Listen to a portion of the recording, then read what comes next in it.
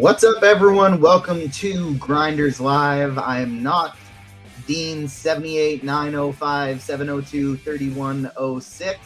I'm TJ Zwarch, ready to take you not right up until lock, but until the crunch time crew gets here. You got 2 straight hours of MLB DFS content, and helping me break down the slate today, hanging out for the next hour and 15 minutes, we got Head Chopper. How you doing, Chop?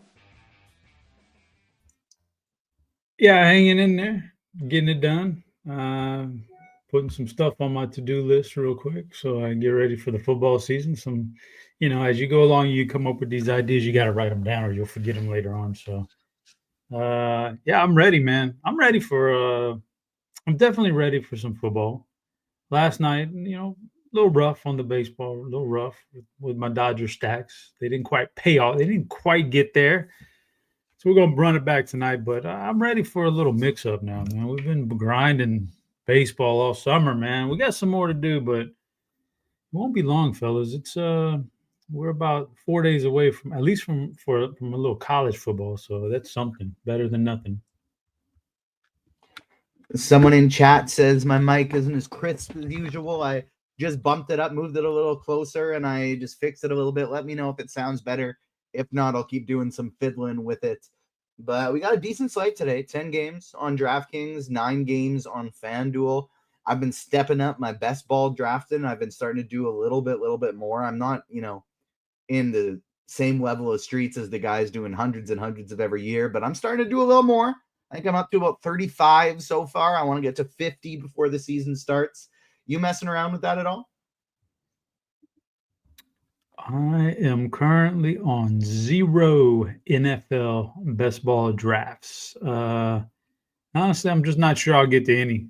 I actually do like the best ball drafts when it comes around for the playoffs on like the sites, Underdog and stuff, because I'm already into the football spirit and I've already got a pretty good map of what I want to do, but it's just really hard for me to get into it right now. So no, I haven't done any yet. I've definitely realized that I do it a lot more for enjoyment than I do investment. I just really enjoy drafting some teams while I got something on in the background. And I've been watching an absolute ton of movies lately, so it's been fun to just throw on a movie, do some drafting. As my cat Shadow comes in here to say hello and gets a little extra loud. But it is definitely enjoyable for me. But we're not here to talk about football. We're not here to talk about movies. But we are actually here to talk a little bit about television because it's a Television Tuesday today. And so it might as well drop the first clue for Television Tuesday. And clue number 1 is create. Create is clue number 1. Get your guesses into the RotoGrinders live stream Discord chat. You get 1 guess per clue. And if you guess correctly, you get 1 free week of RotoGrinders Premium. Also, make sure you're hitting that like button if you're watching us on YouTube because we got Spidey Bombs every 50 likes. So make sure you keep hitting on that like button. And then I did create a tiers list coming for later as well. Before we start talking baseball, which we'll, of course, dive into here shortly, one more football note. If you are interested in playing some best ball or getting ready for the NFL season, Fantasy Labs is your home for season-long fantasy football and best ball content. Get access to rankings, projections, articles, and more from award-winning experts Sean Corner and Chris Raybon. Fantasy Labs now has an app that allows you to get real-time rankings, draft cheat sheets, and lineup advice on the go. Sign up now with code RG15 for $15 off. Chop, we got a much different slate than yesterday. Yesterday, we had, some guys that you could pay up for, but no one you really wanted to pay up for. Today, it is a different story. We have a lot of really good pitchers on today's slate. Let's start talking about the most expensive options, and I kind of want to know, as we go through this, where your priorities lie. But there's 2 pitchers on DraftKings up over 10K. We have Carlos Rodon, Brandon Woodruff. Neither of these guys are projecting for a ton of ownership today. Once we get into the 9K range, there's going to be some guys that are projecting for a little bit more. But of these 10K group, or I guess, let me hold my horses a little bit.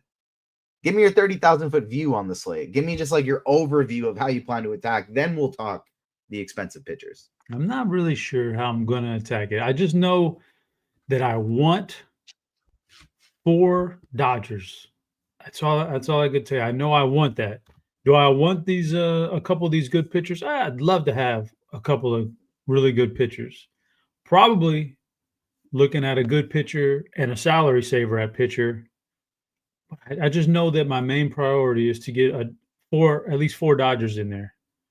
That's just, that's my big overview is they failed last night, but now you're running it back again against a pitcher that is of the same hand that they saw last night, but he's even lesser quality than last night. Like, it's just they can't fail 2 nights in a row. They can't do it. It's never no team has ever been such a heavy favorite to score runs like they were last night and then failed a second day in a row. It's never happened in the history of baseball. So the Dodgers will get there. I just want to have 4 of them. I just don't know how I'm going to get there as far as pitchers and guys I'm surrounding them with, but that's my priority is getting Dodger bats in there. I just think that they're in such a good spot that I'll figure the rest out after that. Yeah, I think that makes a lot of sense. Dodgers are definitely going to be my priority today as well. I don't think I'm going to get to near as much as yesterday just because I was a lot more comfortable taking shots on some of those 5K, 6K, 7K pitchers yesterday and avoiding the higher range outside of Trevor Rogers, which went really well. Did wish I had some Robbie Ray. Could have used a little less Yamamoto, but overall still went fairly well. It's a different case today, though, because I don't really like any of the cheap options down there. But starting with the expensive ones, let's talk Brandon Woodruff and Carlos Rodon. Are you going to be going all the way up to these guys very often today? Well, I'm not Woodruff so much, even though I do think he's a fine pitcher tonight. I mean, it's a really good pitching weather out there. So, like, I definitely like Woodruff, but I'm not going to get to Woodruff if for no other reason. Carlos Rodon is right there next to him and a little bit cheaper. And I actually like Rodon quite a bit today. I wouldn't say he's my favorite pitcher. We'll talk about my rock bottom favorite guy later, just raw everything. But Rodon is right there. Rodon has really snuck up on me here since I got that Tampa lineup and saw just how putrid it can be against left-handed pitching. He's really jumped off to me. So I definitely prefer Rodon over Woodruff. I like Woodruff. I like both these guys, but I just know can't feasibly get to Woodruff if I think Rodon is better and he's $500 cheaper. So yeah, I like these guys, but Rodon really stands out to me, and Rodon is a guy I'm gonna make an effort to play. If I can't get him on DraftKings, then maybe that's my FanDuel guy. I like to spread it out like that, So, but I like Rodon quite a bit.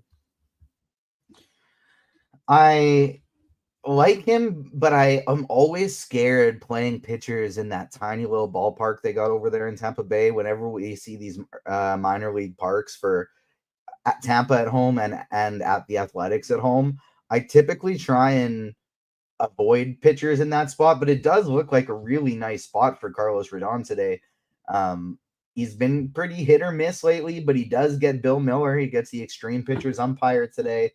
And this Tampa team, like you said, got some high strikeout bats in there.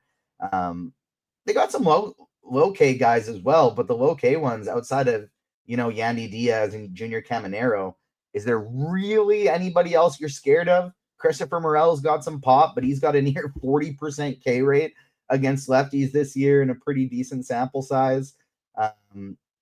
So I'm with you there. I don't know if I'm going to be able to get much Carlos Rodon, but I do definitely like his upside tonight. So he's going to stay in the pool for me.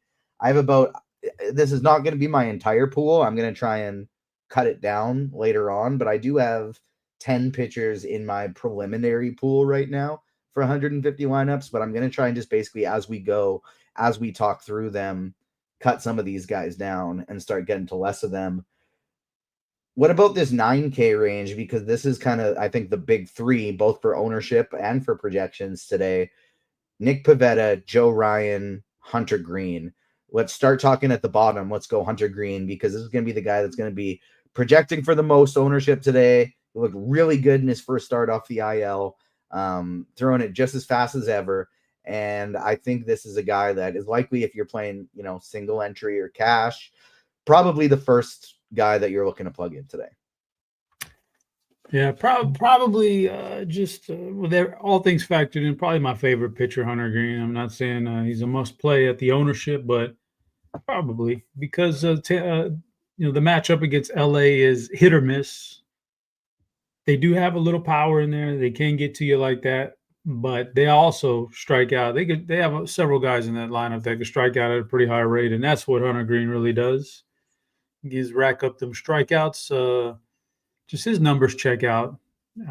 They have this whole year. He kind of came back this year and changed a few things up, and he was looking real good before the injury. Then he had his one start after the injury. Still looked fine. Still looked pretty good to me. Now he gets this matchup.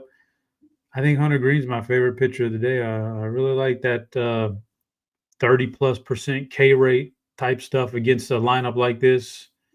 And he gets a park upgrade for a pitcher, man. He's used to pitching in Cincy, a home run festival. Now he gets LA and the Marine Lair. So I do like Hunter Green probably the most out of anybody tonight. Yeah, I think he's going to be my number one option as well. I like the matchup against the Angels, really high strikeout team. They got some pop for sure, but they're going to strike out a lot as well. So Hunter Green, I think, is going to be my number one option today as well. Even without, ownership be damned, I'll find other ways to get different. I'll play some other stacks today with my Hunter Green lineups and maybe not go with the highest owned options, but Hunter Green is going to be my number one as well. What about between Pivetta and Joe Ryan? How are you feeling about those two today? Where would you rank them against each other? And inclusive of Carlos Rodon, throwing him in there as well. Give us like a kind of top three of how you'd rank those guys, assuming, we got Hunter Green at number one. Yeah, I like both these guys also. This is a really good day to spend up for pitching, like you said earlier. But yeah, like Joe Ryan, he's a legit ace. He gets Oakland, Sacramento, whatever you want to call him. But you get him away from that little minor league ballpark they play in, and you get him in Minnesota, which is much better for Joe Ryan. Big strikeout guy. Definitely like him. But then I like Pivetta too. It's, we're splitting hairs here on who you like more because Pavetta's been really good. He gets San Francisco. The numbers are just bizarre for San Francisco. And I know Rafael Devers is a good hitter, but since they made that trade, they've been a bad ball team. So, you get a pretty poor team over there. You get it in a big-time pitcher's ballpark. All you need to know about San Francisco's offense tonight is that Vegas stuck them with a 3.2 implied team total, the lowest on the slate. That's pretty bonkers. It's so low. So Pivetta is good too. Where they stand with each other in relation to Rodon, I would rank Rodon number one because I really like that matchup for him tonight. I'd go Pivetta two, and then I'd go Joe Ryan three. But we're splitting hairs on that. They're all very good. I like them all. So we haven't touched on a pitcher yet that I don't like. That's the same case for me as well. Like Brandon Woodruff's going to miss the cut for me, but on a different slate, I would have no problem playing Brandon Woodruff. Among those three, I think I'm going to have Carlos Rodon third of the Pivetta Ryan Rodon group, but they are so close. Like I would say I think Rodon has the highest upside and the lowest floor of the group. I think he's the most likely one to get blown up, and he's the most likely one to put up 10 plus strikeouts. I do really like a matchup for Joe Ryan that, has 4 fewer lefties. If I can get 5 plus righties in there, I do like Joe Ryan in those situations, and that's the case today against the Athletics. Blade, Butler, Soderstrom, Kurtz, the only 4 lefties in that lineup. That whole back half of the lineup should just be strikeout city for him. And so I do really like Ryan today. I think I'll go Pivetta 1, Ryan 2, Rodon 3. but that could potentially change as I start pulling up some ownership. Maybe Ryan 1, Pavetta 2, and Redone 3. Those two are in the exact, those three are in the same tier for me regardless. Ownership is probably going to be very similar among the group. With Hunter Green being my clear kind of number one guy of this group. If you got to go cheaper than 9K. So as we kind of have it standing right now, we have Hunter Green 1, tier 2, Nick Pavetta, Joe Ryan, Carlos Rodon in any order you like, probably fading Brandon Woodruff. You start getting cheaper than the 9K range. Who would be your favorite guy cheaper than Hunter Green today? But also, are you looking to get cheaper than Hunter Green today, or are you looking to do a double spend up build? Yeah, man. I don't know. I don't know how that's going to play out yet. I might go with two solid pitchers, but Merrill Kelly is a guy below 9K that I can get behind. That's my favorite below 9K guy. I've pivoted to him as my favorite guy in this range over Jacob Lopez, who I liked a lot more recently, but I'm starting to kind of. I mean, I still think this matchup has some meat on the bone for him, but there's some things about him that I can see him running into some problems here eventually. Like what he's done the last few starts is rather unsustainable, especially for a guy like him who doesn't throw very hard. He's like a 91 mile an hour guy, man. So he's done a lot of Tom Glavine type stuff lately, and I just don't think that's sustainable for him. But so Merrill Kelly below 9K is my favorite. I do like Merrill Kelly. He may be a guy I play. I hate taking on Kansas City these days because while the offense stinks and that's a bonus, they just don't strike out because they go up there and they swing right away at everything they can get their hands on. So you're just not going to get a lot of strikeouts. But Kelly's been, a change of scenery is going to do him good. Trade deadline stuff, and so I could play him below 9K. Seth Lugo, I like the matchup. Don't necessarily like the pitcher, what he's shown lately. So that's not a guy. Yeah, it gets slim pickings after Merrill Kelly for me. And I know Lopez is going to be semi-popular because of his last 3 or 4 outings. I'm just not on it. So below Merrill Kelly and Jacob Lopez, I think it gets to be really, really thin. And technically, there's nobody I've highlighted that I want to play in this range. But when I start to build, maybe I could twist my own arm and take one of these guys much cheaper. We'll talk about later. But for this particular range right here, Merrill Kelly, I think is fine. And then there's kind of a drop off to Lopez, and then there's a bigger drop off to everybody else. Yeah, I think Lopez is going to be my favorite guy of these sub 9K options. I just think for the reason of even, we don't need him to get, 10 strikeouts, but he does seem like the only guy of this group that has the same potential ceiling as these top options, maybe less of a likelihood to reach it, but same potential for a ceiling as the Hunter Greens, Nick Pavettas, Joe Ryans, Carlos Rodon. So Jacob Lopez is going to be my top guy of that group. What do you think about Shane Baz against the Yankees today, where, we don't really like the stadium, but Baz is a guy that, speaking of high risk, high reward, low floors, high ceiling guys, he could get blown up and be out of there in the first inning, or against his high strikeout Yankees team, he could have 8+ Ks today. What do you think about getting to some Shane Baz? I'm probably not doing it against the Yankees. As long as I haven't seen their lineup, but as long as Aaron Judge is in there, I'm probably not doing that. It's funny you mentioned the high floor, low ceiling type thing for him. And the thing about him is actually he's been rather consistently mediocre for quite a while now. Like he hasn't flashed that big upside.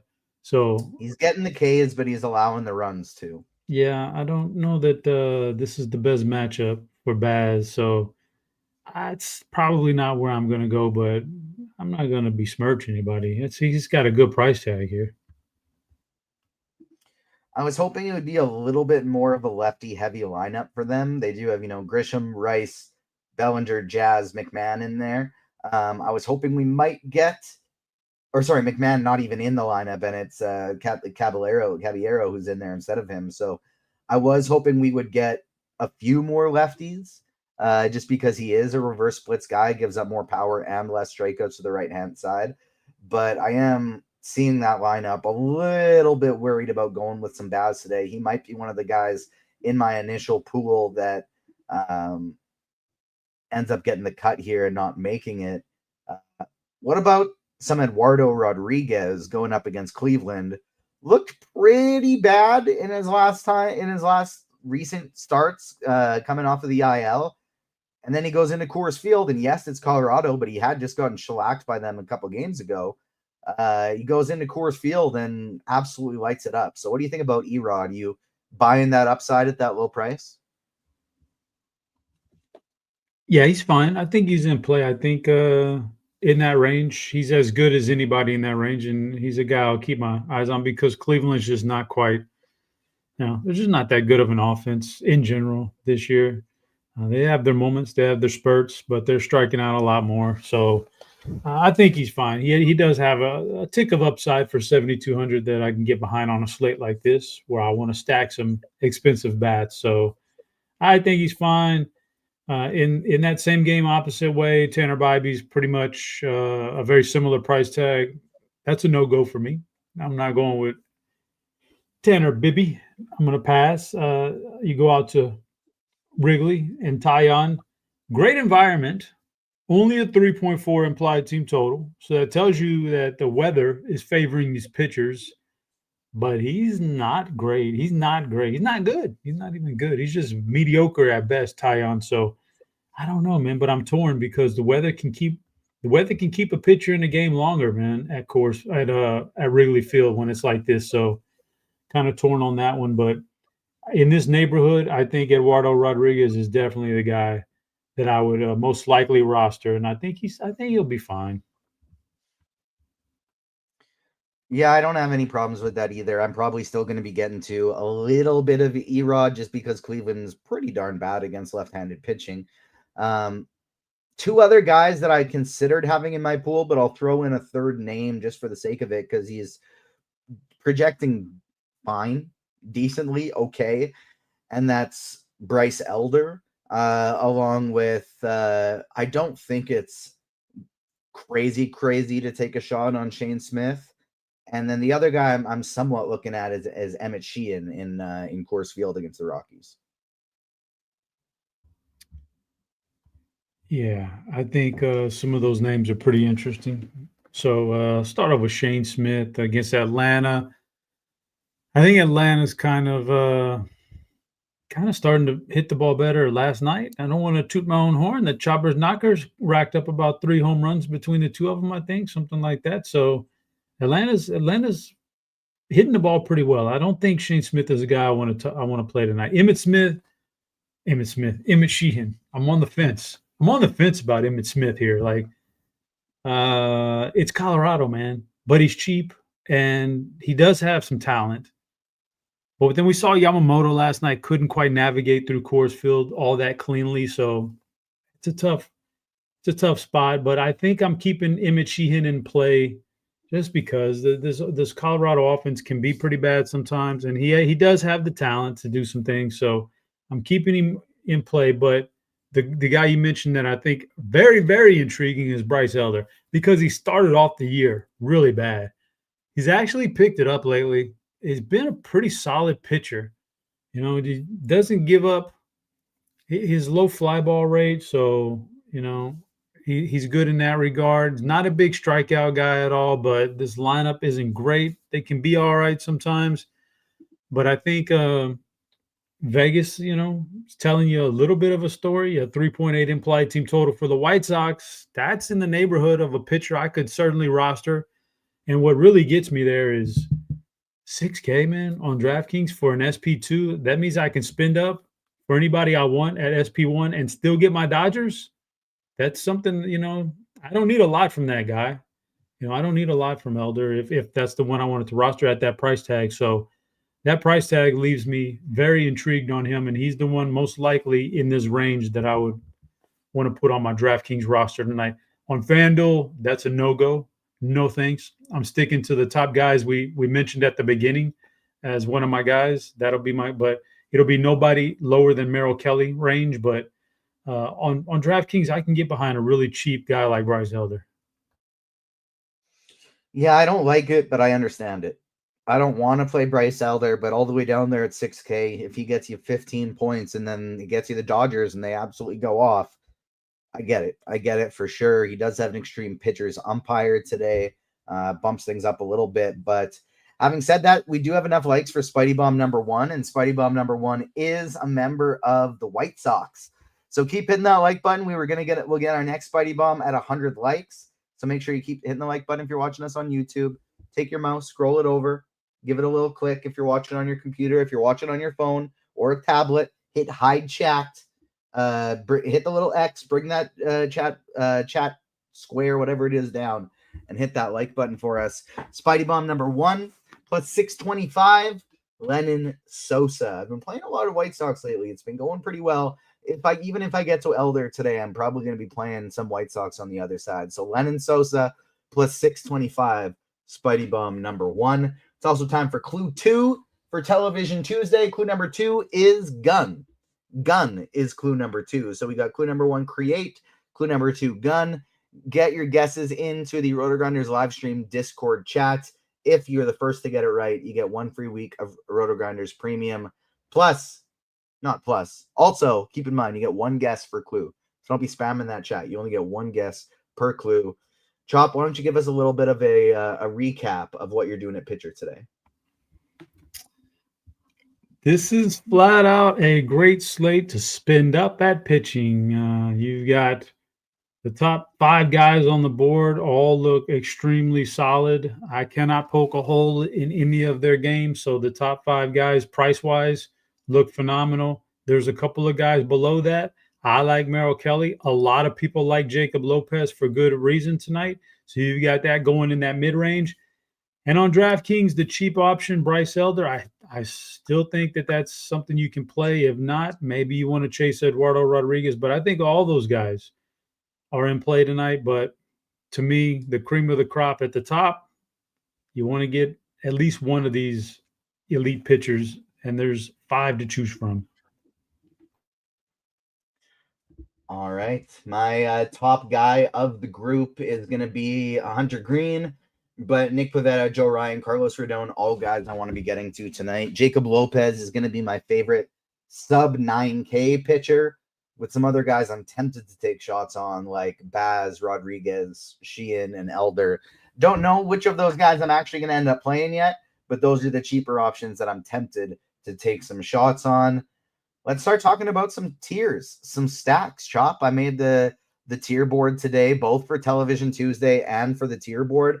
Was on it a little bit. I was a last minute sub in for Dean, so I was scrambling a little bit. So for the movie, for the TV show, I went, okay, what is the last TV show that I watched?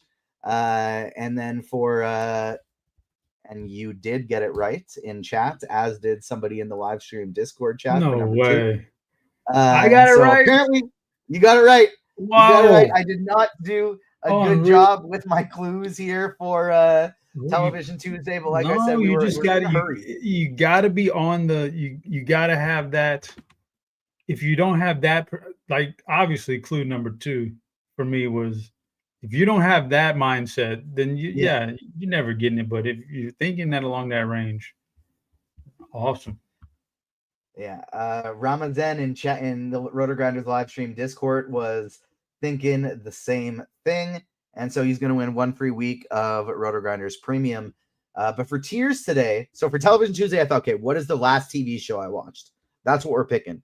For tiers, I just Googled National Days, and today said it was National Potato Day, and so I figured I would throw up some tiers for National Potato Day. I do want to give it a minute because I know Steve just ran away from the computer for a second to let somebody at the door in. So before we reveal the tier list, I want to know, what are your favorite types of potatoes? Like, not like a red potato, a yellow potato, like not like that, but I more so mean favorite way of cooking potatoes. I preparing mean, potatoes? a potato's so versatile. You know, it could do a lot of things. Obviously, the French fry is a good thing. The McDonald's French fry, fantastic. I've always been a big baked potato guy. You give me a baked potato, and I can slather a lot of butter on it, a little bit of cheese, a little bit of sour cream, a little bit of bacon with some salt. I'm good with just a good flat out baked potato. There's a lot of way.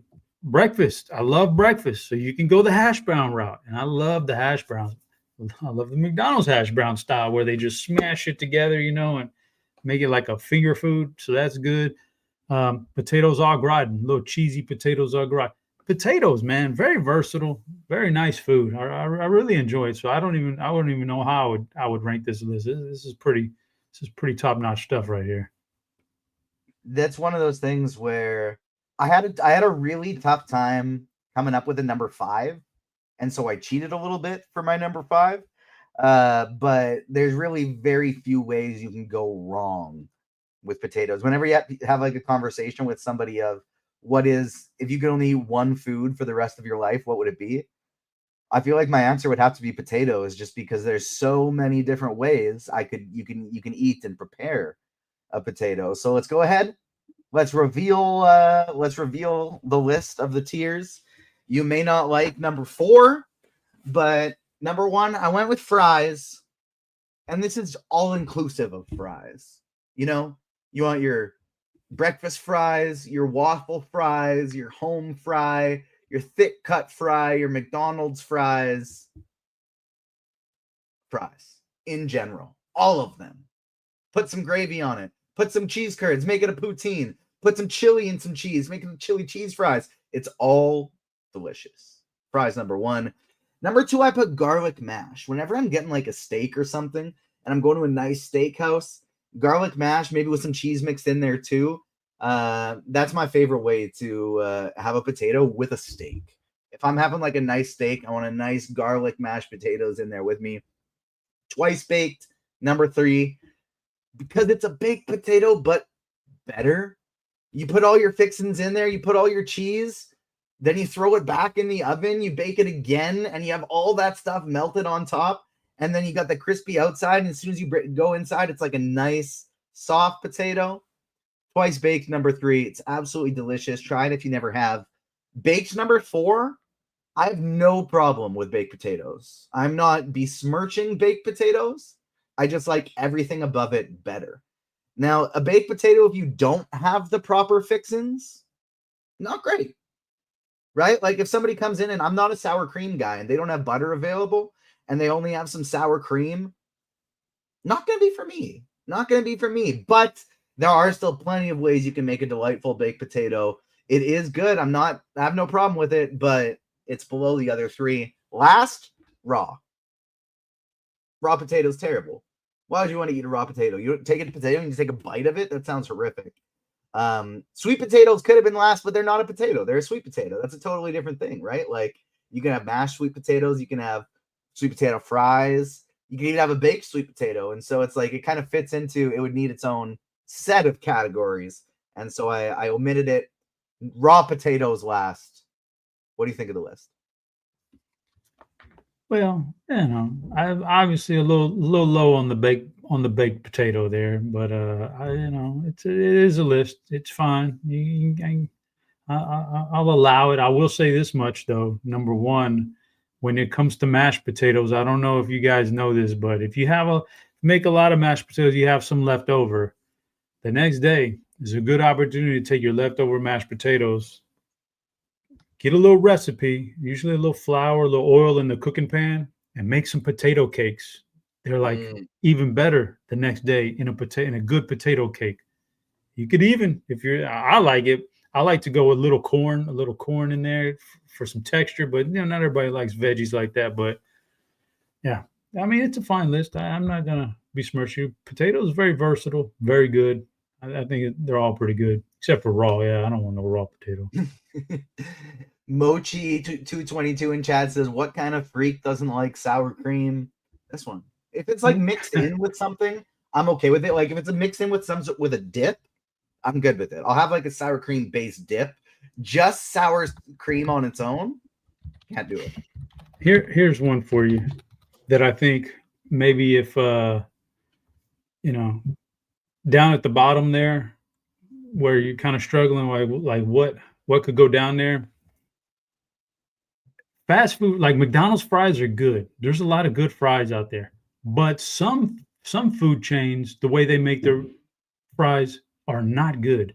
I think when they leave them too like the cut isn't small enough. When the cut is too big and you got this big ass fry, I don't like that. I don't like that. That is like biting into just a straight up unflavored baked potato almost. Like when the fry is too big, and this is a hot one. Now people aren't gonna like it. I'm not a big fan of the Chick-fil-A fries. I think they're too meaty and not enough flavor on them either. So things like that. But I think a fry needs to be done the right way, or it could be at the bottom of this list too. I need a crispy fry. I need my fries to be crispy. 100%. I need a crispy fry, not a too much meat to where it's slumping over and I'm just biting into a big chunk of potato. I don't need that. I want a fry, not a potato. I want a fry. That's exactly how I feel. Before we start getting into the rankings, I'll drop clue number 3. We did already have a winner in the Discord chat. Chop already binked it as well in the private chat. But if you want to play around for fun, go ahead and hop in the Discord chat and get your guesses in. Clue number 3 is war. So we have create, gun, and war for the first 3 clues. Get your guesses in for fun. We do already have our winner. Smash the like button if you want some more. Spidey Bomb number 1 is Lennon Sosa at plus 625. We'll be dropping them every 50 likes, so let's get up over 100. Starting things off, we have Baltimore at Boston. A disappointment of a team this season versus a team that surprised, I think, a lot of people based on how good they have been. Both of these team totals over 4. Boston's creeping up just below 5. Where do you got the Orioles and the Red Sox? Yeah, just you kind of nailed it right there. A tale of two teams that have been an opposite, like considering their expectations went in the opposite way. But for me, I'm starting out with some offense here on the board. Baltimore's a tier 2 against Walker Buehler, who he has his moments. Like sometimes he looks like the old Walker Buehler, but a lot of times he does not, as evidenced by that north of 5 Sierra he has. He can be bad. So Baltimore is a tier 2. Boston, let's crank it up already. I'm going Boston tier 1. I like the match. I like Boston at home as an offense in that ballpark. They just seem to fit that park really well. And when they're on a roll and when they're relatively healthy, which they kind of are right now, Boston's a tier 1 for me. I like that stack tonight quite a bit.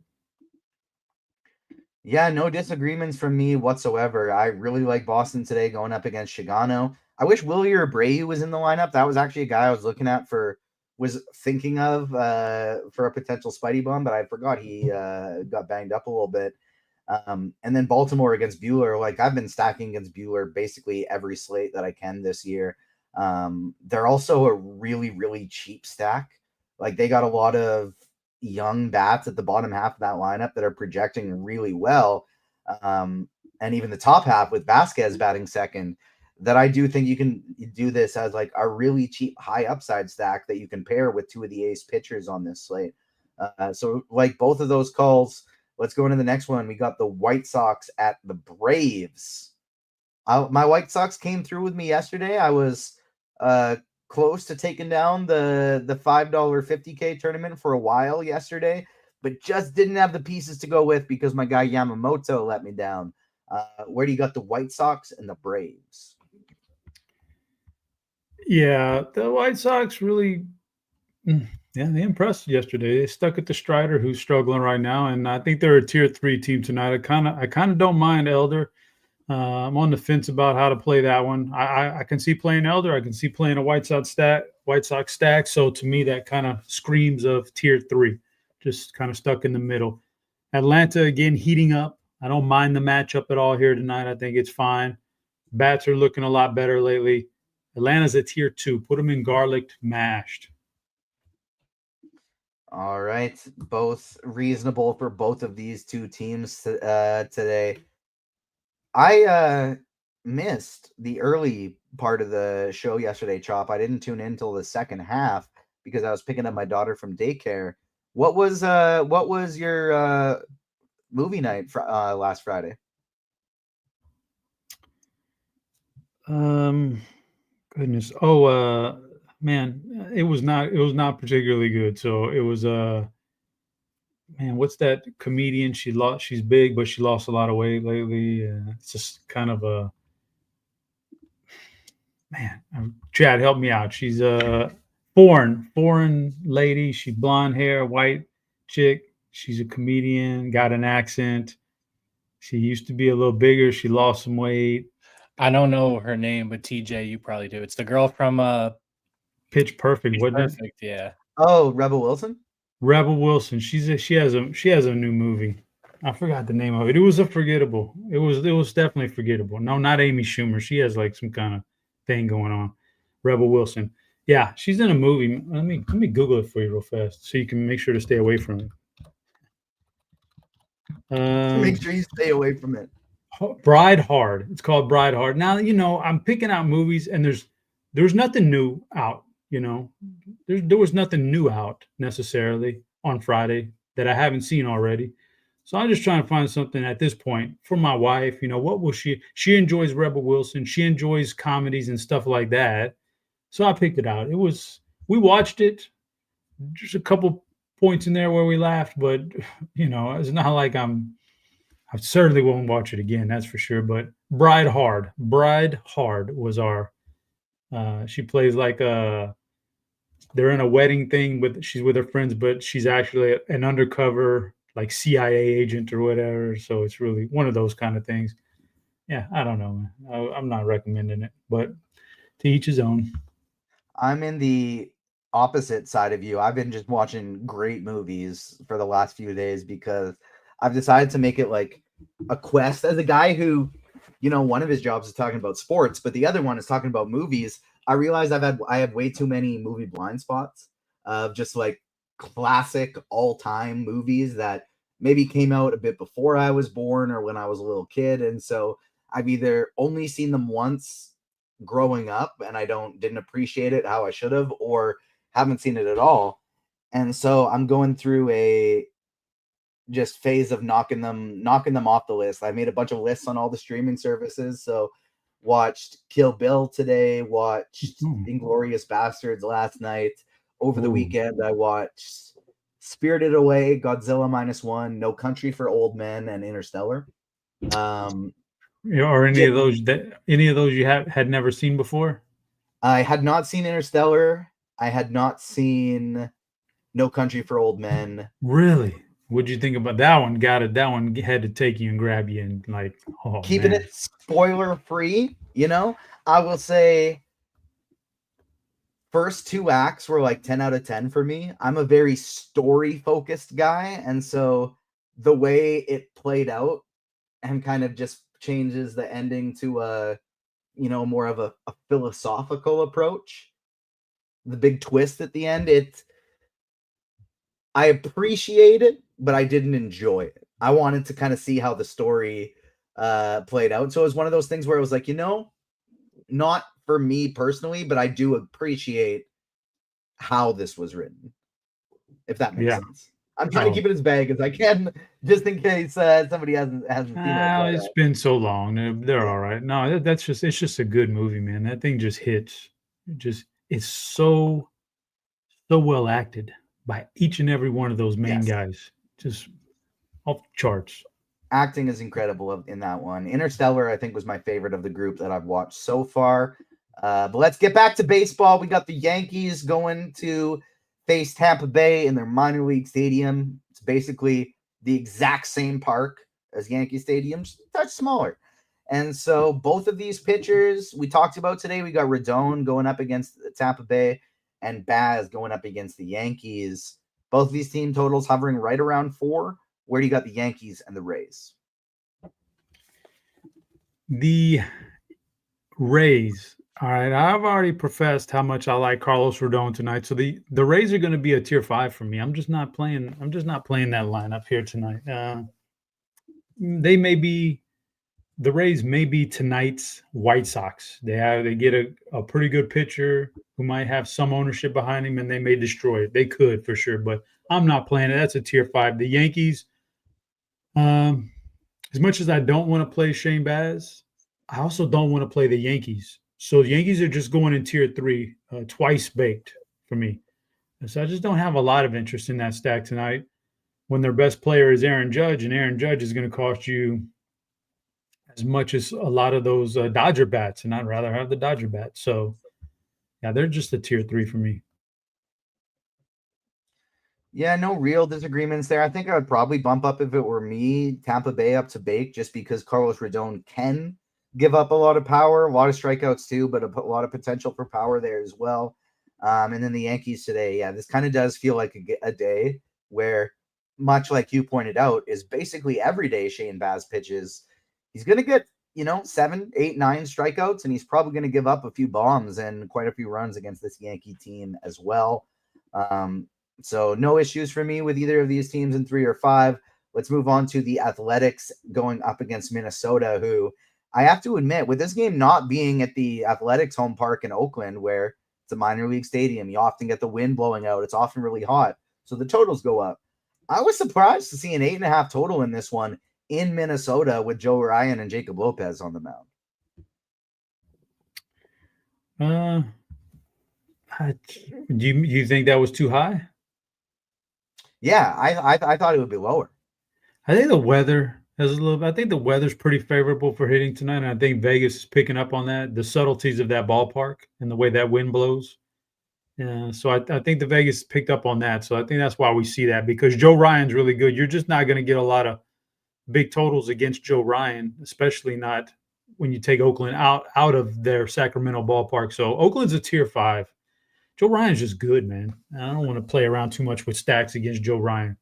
So Oakland's a tier 5. Minnesota, again, I'm more on the fence on Minnesota because on one hand, listen, Minnesota for me, if I was strictly going by how much I think they produce, they'd be in a tier 4, maybe tier 5 even. But I'm going to put them in tier 3, and that's a lot of that's based on the ownership on Jacob Wilson tonight. I think will be a lot higher than what it should be. So why not pull the Strider move from last night and not only fade Strider, but stack against him? You could win the whole thing like that. So if you take that and do that tonight with Minnesota against Jacob Wilson, and the Minnesota goes out and crushes, you could win a GPP. So for that, I'll put Minnesota in tier 3. Not quite as high on the Minnesota side. Personally, I'm a big fan of Jacob Lopez, and so I'm definitely going to be getting to a lot of him today. And then off the Athletic side, I'm with you in terms of full stacks. I'm not going to be getting to probably any full stacks of the Athletics today, but I don't mind Nick Kurtz one-off, a Tyler Soderstrom one-off, a Lawrence Butler one-off. Kurtz, I think, makes for like an interesting pivot off of that Dodgers team today. So don't mind a mini stack or a couple one-offs from there, but certainly not a team I'm going to be stacking. We got about 20 minutes left until the crunch time crew comes in. If you're watching us on YouTube, hit that like button. We already got Spidey Bomb number 1, Lennon Sosa. Spidey Bomb number 2 is coming at 100 likes, so keep hitting that like button. I'll throw out another clue for Television Tuesday for those who are still playing along at home. Hold on, I got to pull up my messages with Steve here because I don't actually remember what I picked for clue 4. Eagle is clue number 4. So we have Create, Gun, War, and Eagle.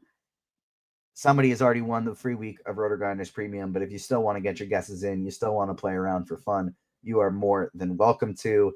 Texas going up against Kansas City. Merrill Kelly, a guy you mentioned not minding for pitcher, going up against Seth Lugo, who has been absolutely dreadful recently. Where do you got Texas? Tier 4. Tier 4. I know that there's some numbers on Seth Lugo that don't look particularly impressive, but I just don't like the Texas lineup in general most nights outside of one guy, that's Corey Seager. Otherwise, there's nobody that stands out for me in that lineup. So they're a tier 4, as is their counterpart, Kansas City. I think Merrill Kelly's solid. rock solid. I just don't think Kansas City, there's a lot of upside most nights in that lineup. So they're a tier 4 also. I just don't. I mean, we're in Kansas City, and you're never going to get like big time home run production in this ballpark for the most part. If we're just looking at the ballpark, so that plays into it. I just don't think there's a lot there for me offensively in this game. I'm tier 4 on both these guys.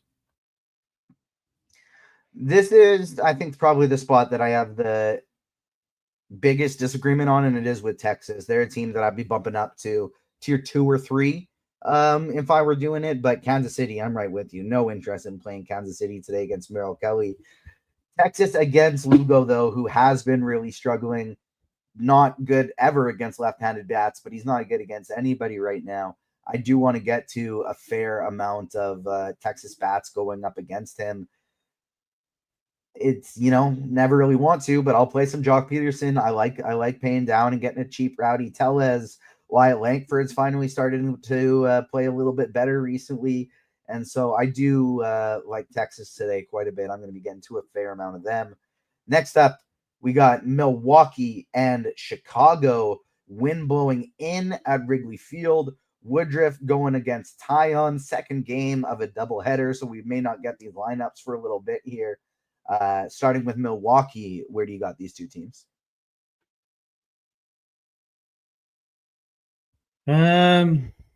So this is an interesting game because the offense for me here is definitely not something I want a piece of. The weather looks to be very pitcher friendly.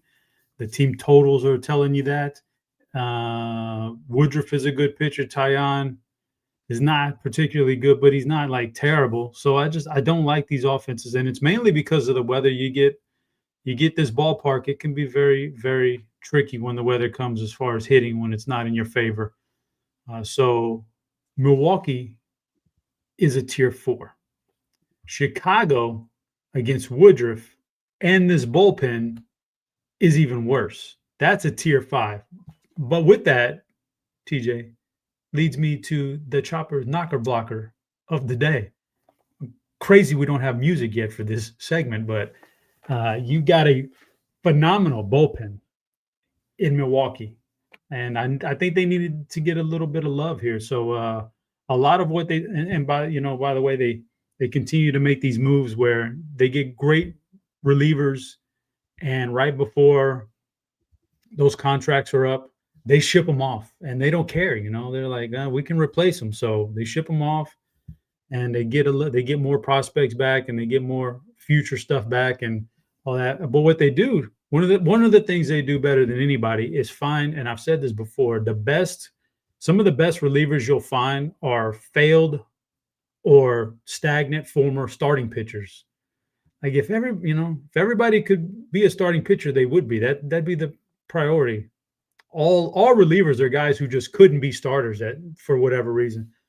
But Milwaukee's got a bunch of them in that bullpen, man, that they switch from the starting role to the bullpen role because they fit. One of them being Aaron Ashby, who's a former starter. He's still a young guy. I doubt he ever goes back to that, or he might though.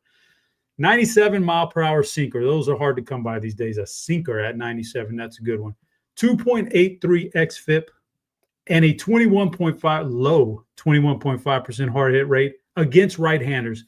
You got to have guys to get out. Lefties can get out lefties. We know all that. But who's going to get out the right-handers? Got to have somebody come in and get out right-handers. Aaron Ashby puts that out. They have a hard time hitting him for anything other than soft contact. Aaron Ashby, the Chopper, knocker blocker of the day. Not saying he'll get into the game. Not saying you'll get points from him or anything. But it's just we need to recognize some of these bullpen guys because they deserve it.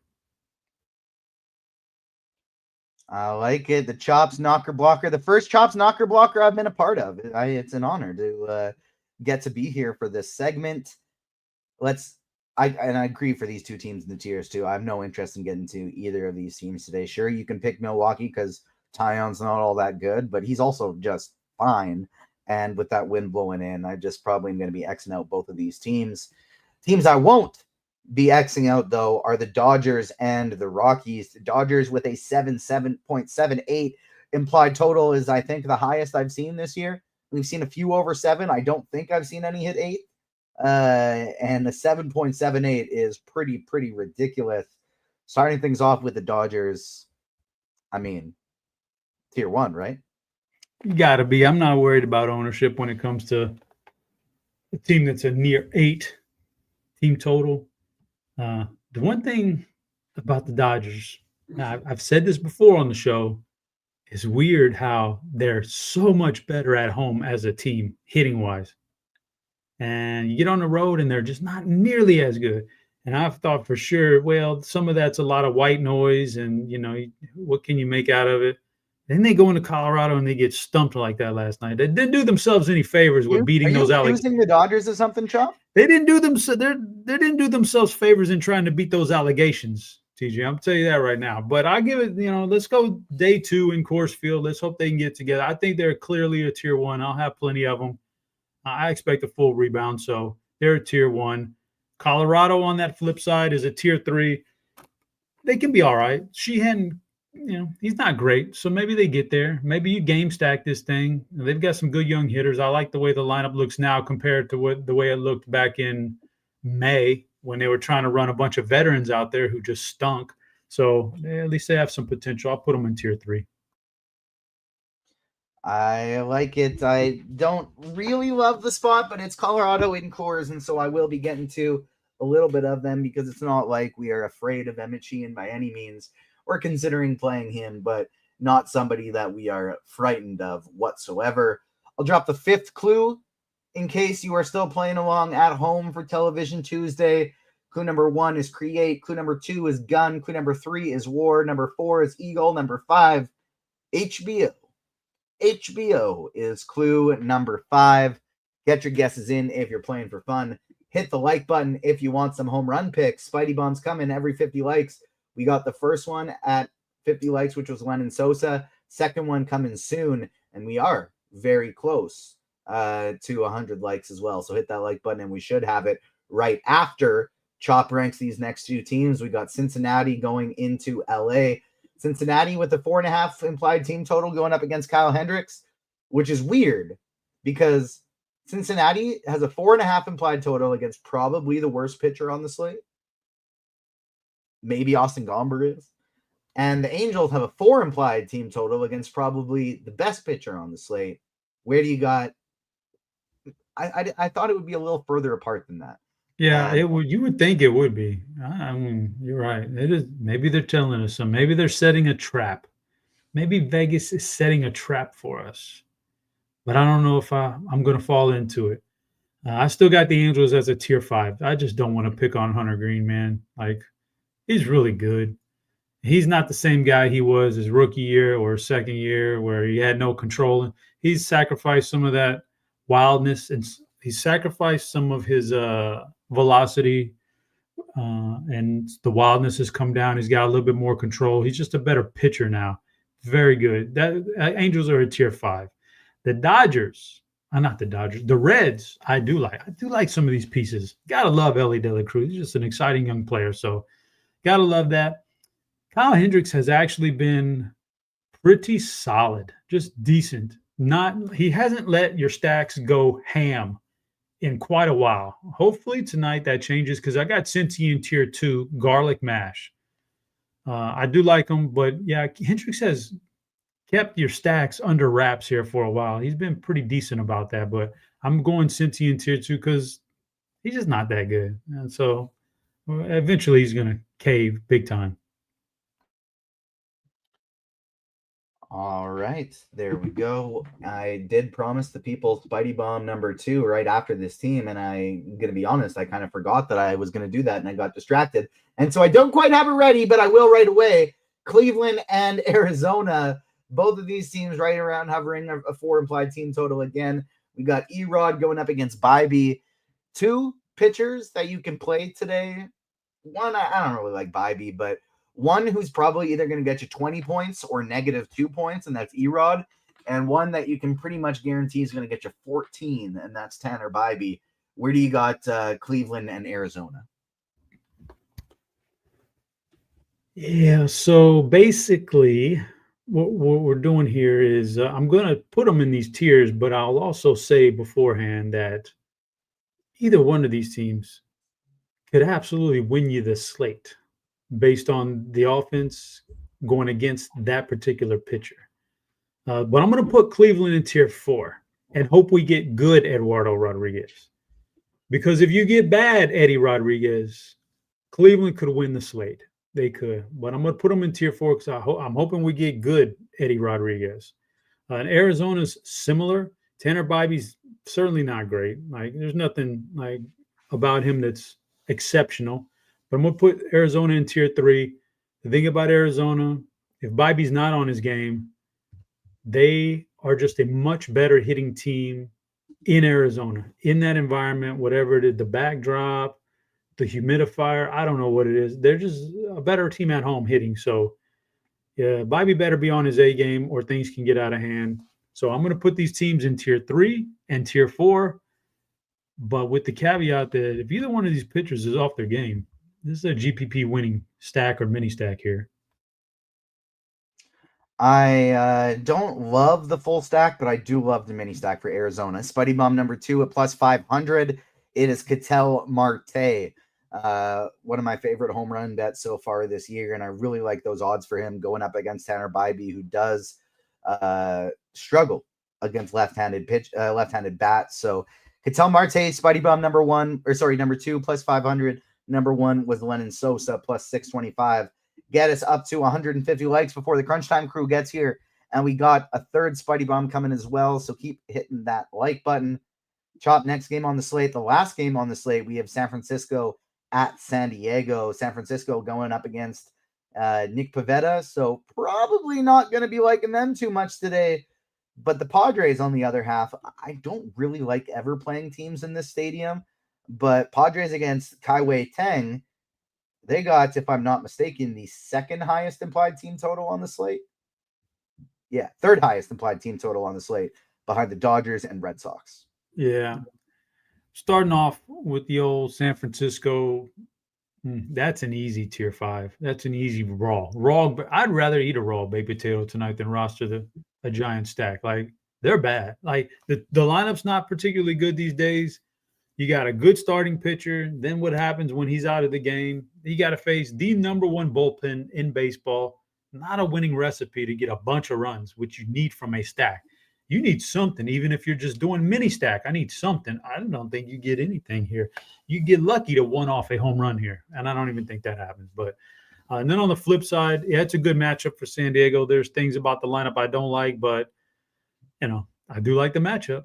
I do like them playing a team that's kind of feels like they're almost giving up now in San Francisco. So I do like the San Diego offense a little bit. I'm going to put them in tier 2. The ballpark, like you said, holds them back from being a tier 1, but I'll put them in garlic mashed because it's just such a good matchup for them tonight. So maybe the home runs aren't there, but the runs in general should be.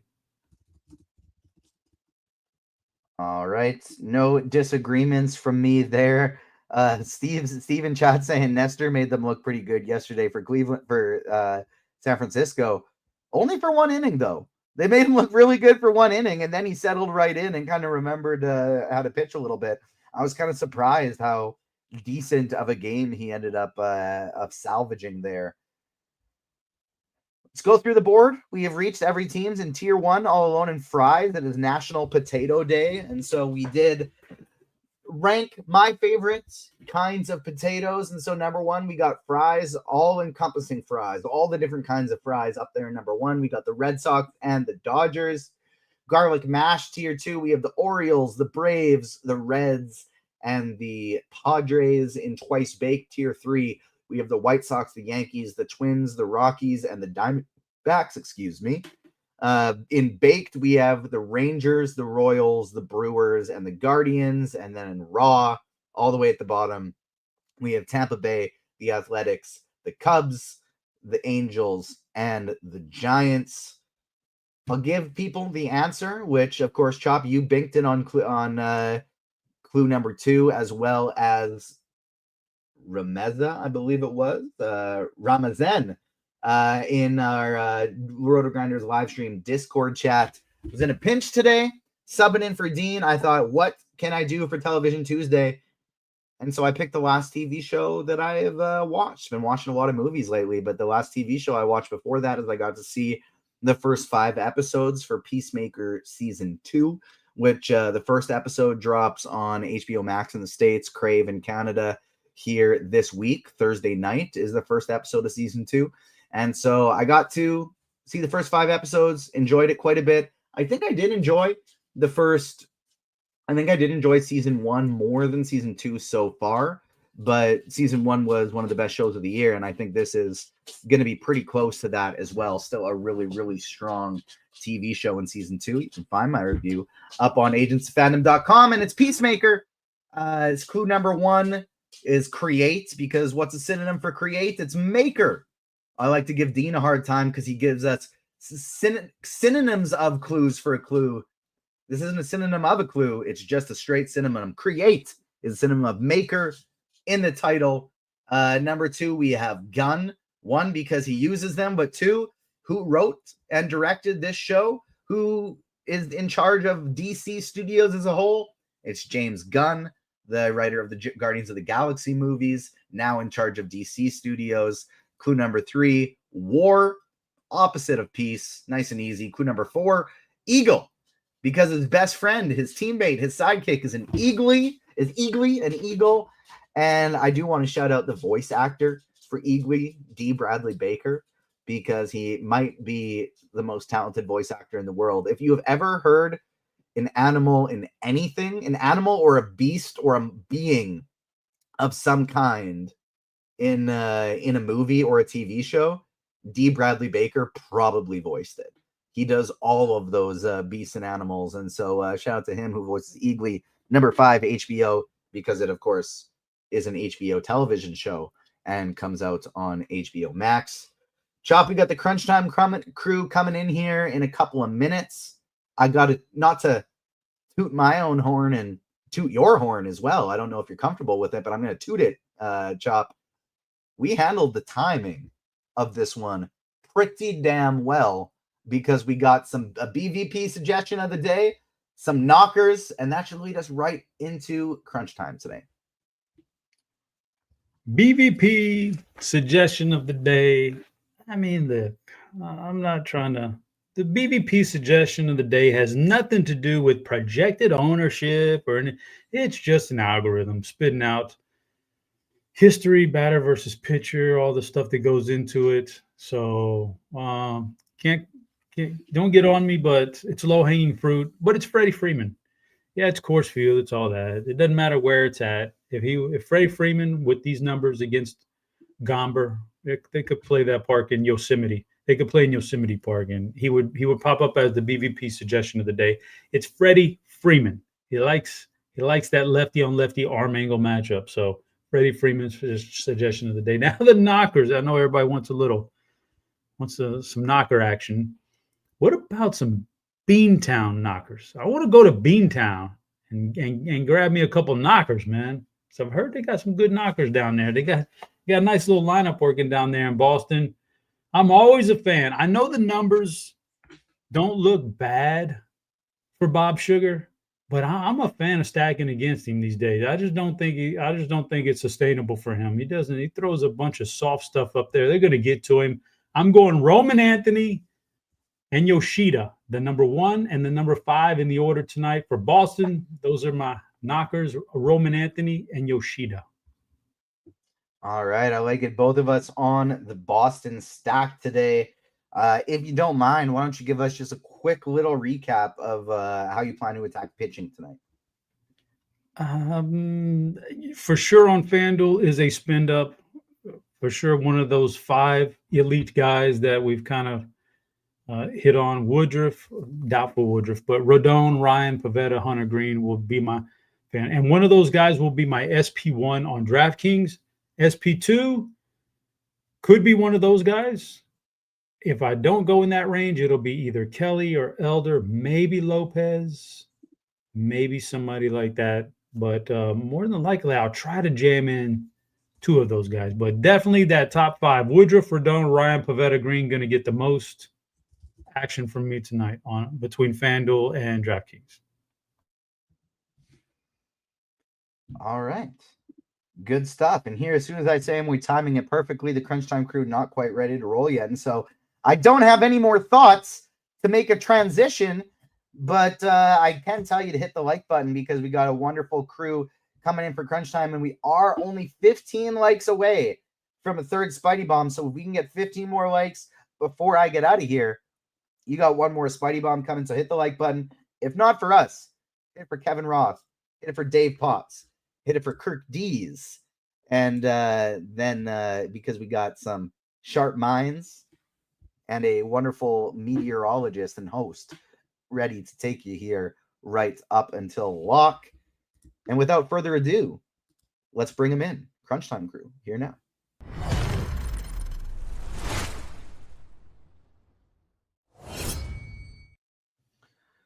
Roth, how you doing, my friend? I always forget how Dean does these little transitions. Do I ask you a question? Do I ask how you're doing? Do I keep it going? Do I just get out of here? What's the protocol?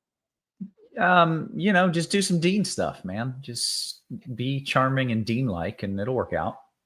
You missed the tiers, Roth. What's your favorite kind of potato? Not like type of potato, but like way it's prepared. Style. I mashed potatoes, I think. Put that too. Put a nice garlic mashed in number 2. Went fries number 1. That's my go-to. Can't beat fries in my opinion. A twice baked, nice cheesy twice baked at number 3. Love a twice baked. Regular baked 4. It's fine. All potatoes are good, but it doesn't compare with the rest. And last, because there's no bad potato, raw. Raw potato is last. Why would you want to eat a raw potato?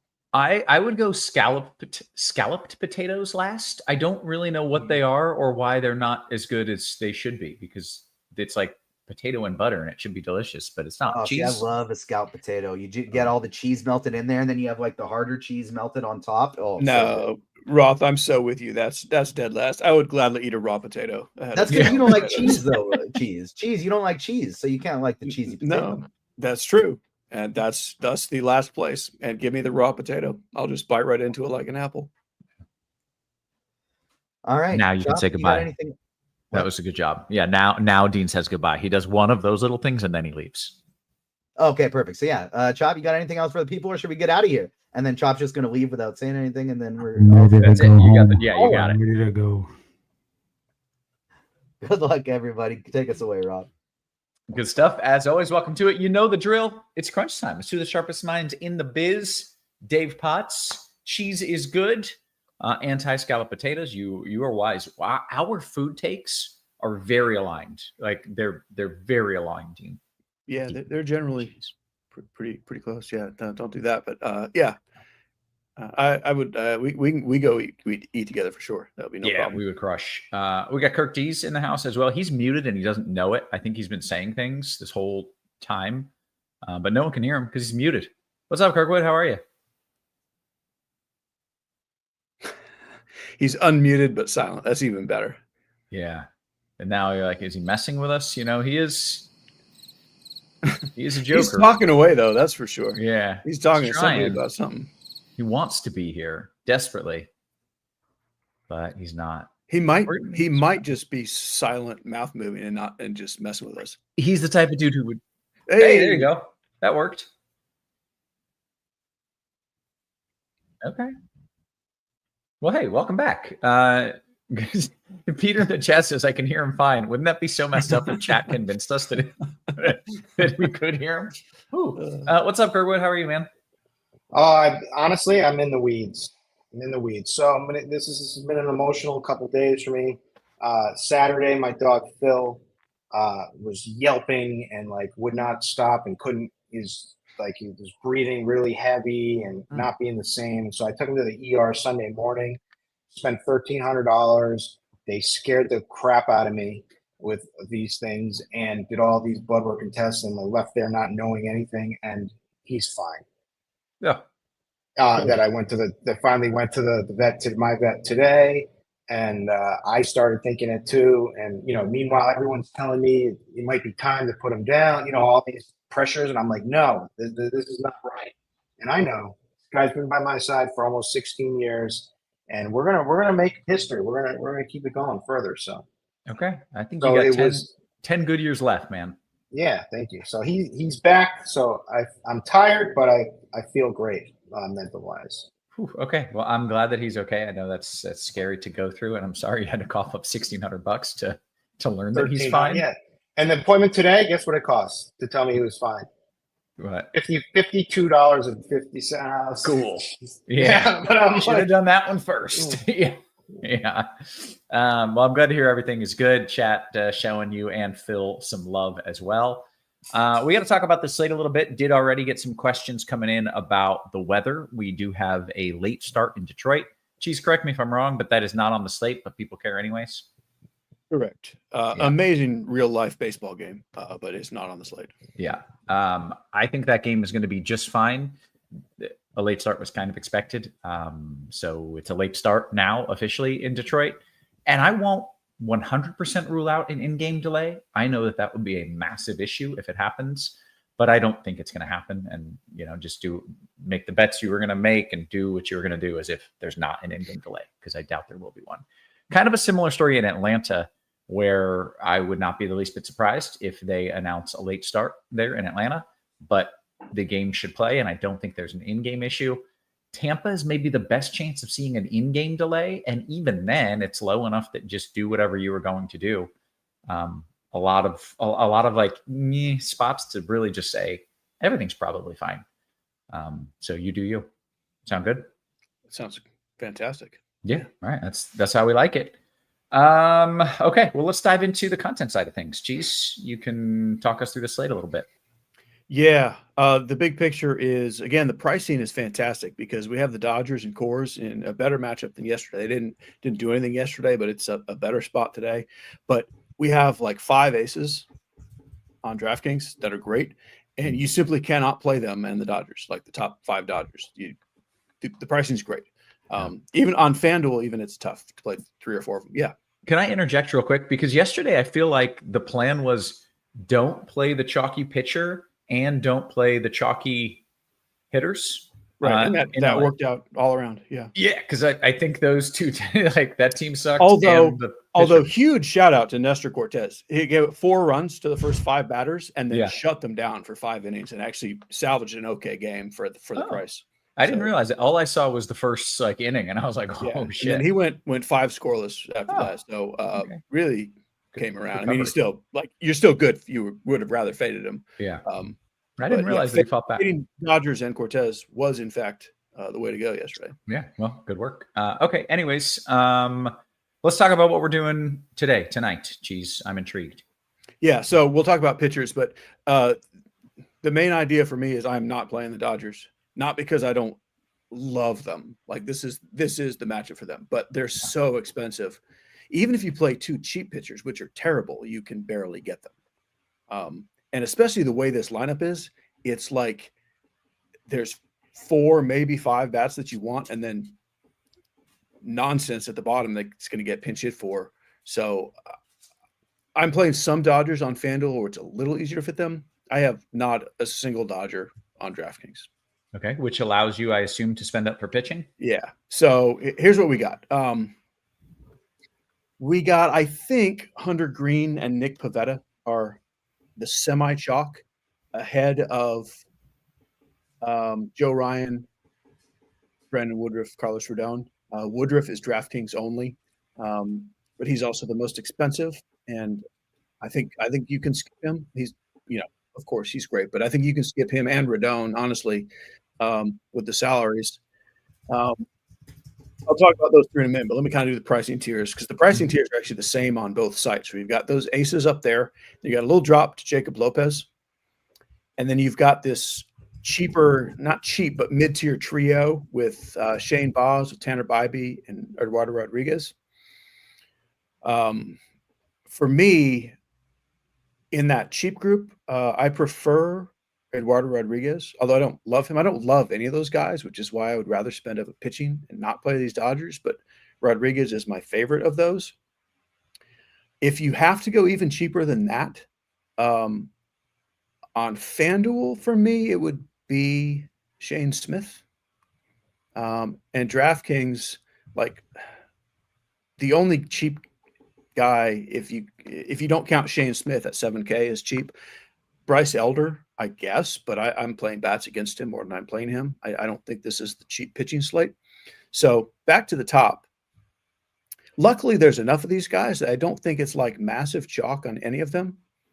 But I do think on both sites, Green and Pivetta are just enough better and a couple bucks cheaper than Ryan and Rodon. That's just what I'm doing. I don't see any big need to overthink it. You can always play the ownership game, but I don't think it's like a massive ownership game. It's not like we got a 60% guy and a 15% guy. So I'm mostly playing Green and Pivetta. A very slight preference for Green on the FanDuel side, and in DraftKings, I'm mostly playing them together. But again, a very slight preference for Green, even without the $500 savings. Then I love Jacob Lopez on DraftKings, but he's not cheap. And then I've got Rodriguez and a very little bit of Shane Smith. Same thing on FanDuel. I have just like a skosh of Shane Smith, but mostly just Pivetta and Green. Okay, very good. Kirkwood, I want to bring you in. You got a lot of options here, a lot of different price ranges. What are you looking at? Yeah, so Hunter Green is the stud for me. And you can hear me now, right? I like this. Yes, I can. Okay. Hunter Green is the man, my SP1. I would typically go to Nick Pivetta next. I'm certainly not playing Bryce Elder or Walker Buehler, which some optimizers are trying to tell me to do. The projections in general. That obviously is a way to get all the Dodgers bats, but they both stink. And so there's just no way I'm doing that. I'm going to take a flyer here on Shane Baz. Cheese has always said he's, you never know what you're going to get here. You could be great. It could be bad. He's command issues, can't throw strikes sometimes. Yep. He's also been extremely unlucky. He's got everything. I've been on this guy all season long, and I'll continue to play him. So I looked at the Yankee lineup, and I'm like, yeah, people probably aren't going to feel too comfortable playing that. So there are strikeouts there. So I'm just YOLOing it, and he's my SP2 tonight now, finally. But Pivetta, if I have the money, Pivetta would be the pick I would take. He's been pretty darn consistent all season long, which is not Nick Pivetta-like. He has a little dud here like everyone does, but he's been really, really good. So I have nothing bad to say about him, and I prefer him over just because he's also cheaper, and I prefer him anyway over Joe Ryan.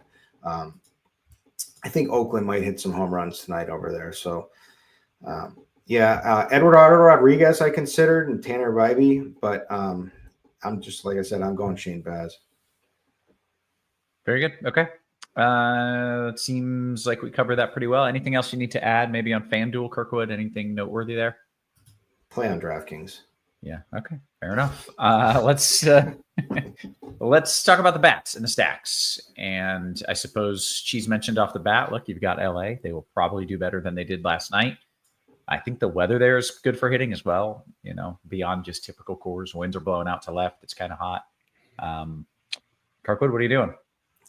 Yeah, so you said it's kind of hot where? In Atlanta, is that what you said? In Colorado. Oh, in Colorado. Okay. A lot of spots, but yeah. Yeah. All right.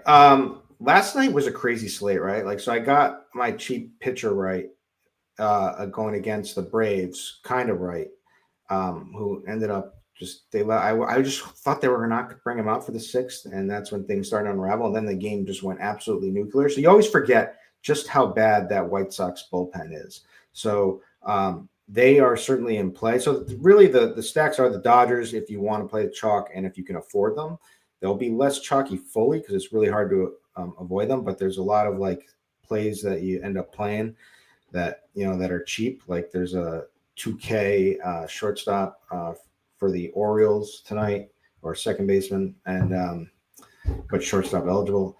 I don't really want to go that route. The two off the chalk that I think are going to be trying. I think a lot of people are going to be going to Red Sox and Baltimore just because that late game looks pretty juicy, being in Fenway, and the fact that it's Shigano and Walker Buehler. They both have been pretty terrible all season long. Shigano had a decent start recently, but there should be home runs there. I don't know why they didn't play Basalio today. Like Basalia was. We were all on Basalia, and then he wasn't announced in the line. We're like, oh, that's weird. And then they scratch Adley Rutschman.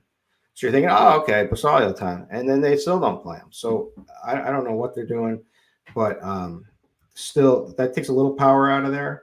But there's a lot of power in the lineup in general. Gunner's a great play, Holiday, et cetera, et cetera. So other than that, I like the Reds again, and I like going back to Atlanta and the White Sox too on the other side of that. I think that this game could absolutely go off again tonight.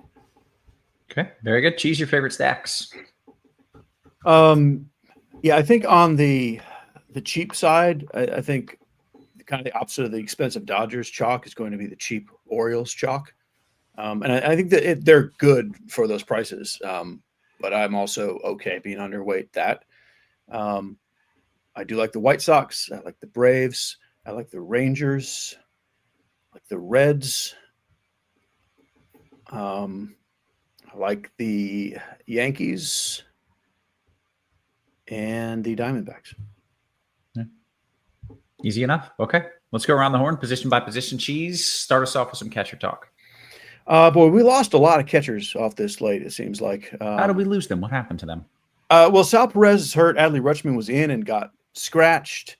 There was somebody else that was in and got scratched, or we thought was in. We haven't lost him Stevenson's forever. not playing. No, just today. Like, Okay, that's good. it's not as great as catcher sometimes is. Yeah. If I was paying for one Dodger on DraftKings, it would be Will Smith because of his edge over the rest of the catcher position. And then like it's kind of the mid tier is fine. Kyle Teal, Ben Rice, Drake Baldwin. It's all fine. I think I probably have the most Baldwin of that group. But they're all kind of okay. Oh yeah, I'm looking at all the names I scratched out. Del Castillo is out. Basalo is out. For my initial list of catchers, less than half of them are left.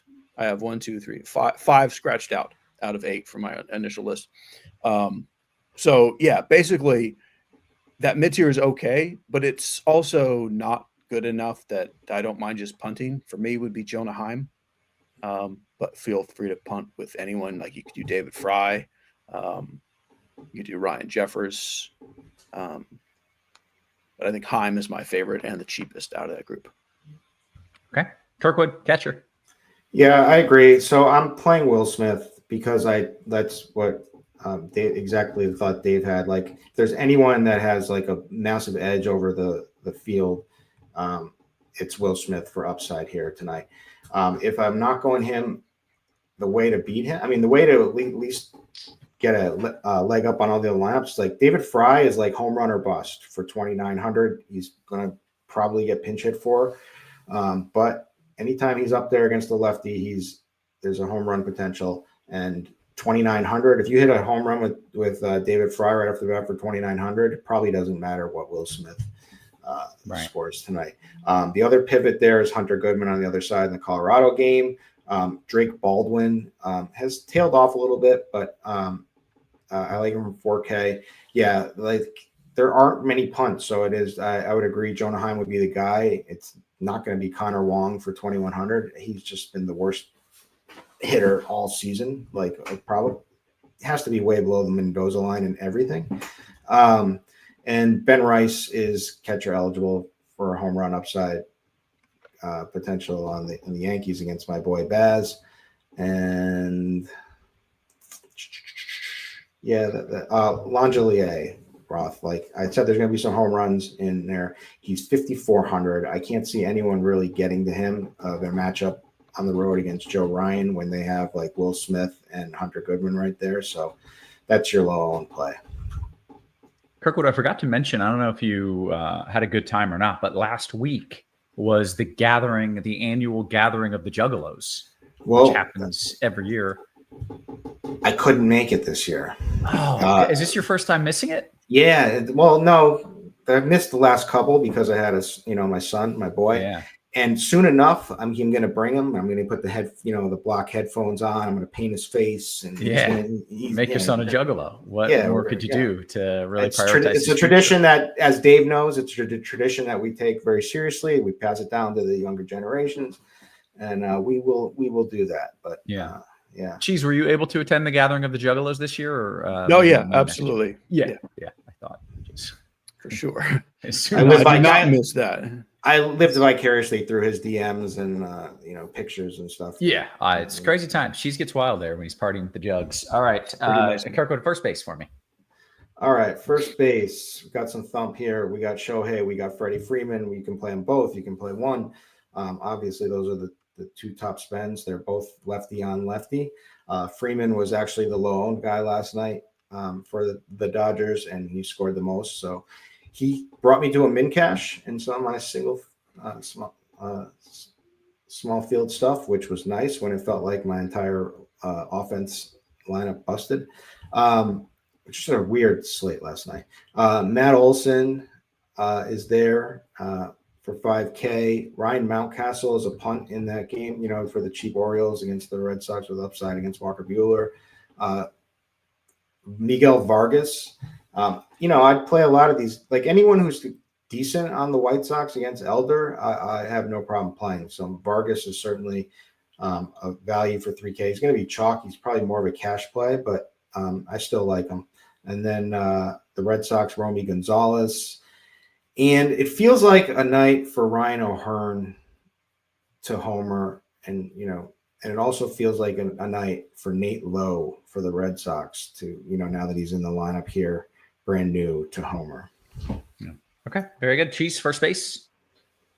Yeah, it's if you don't spend up for the Dodgers, it's okay. Like Olson and Pasquantino are the two guys that I kind of like in the mid tier. But then you're really saving salary on DraftKings at least.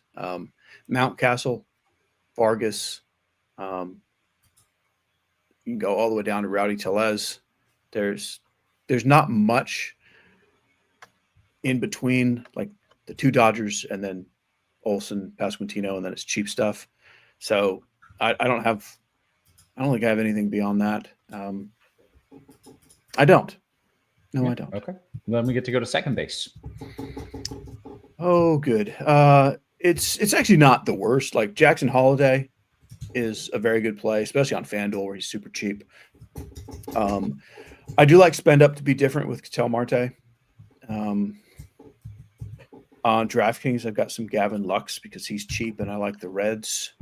You can also spend up to be different with Jazz, although I prefer Marte. The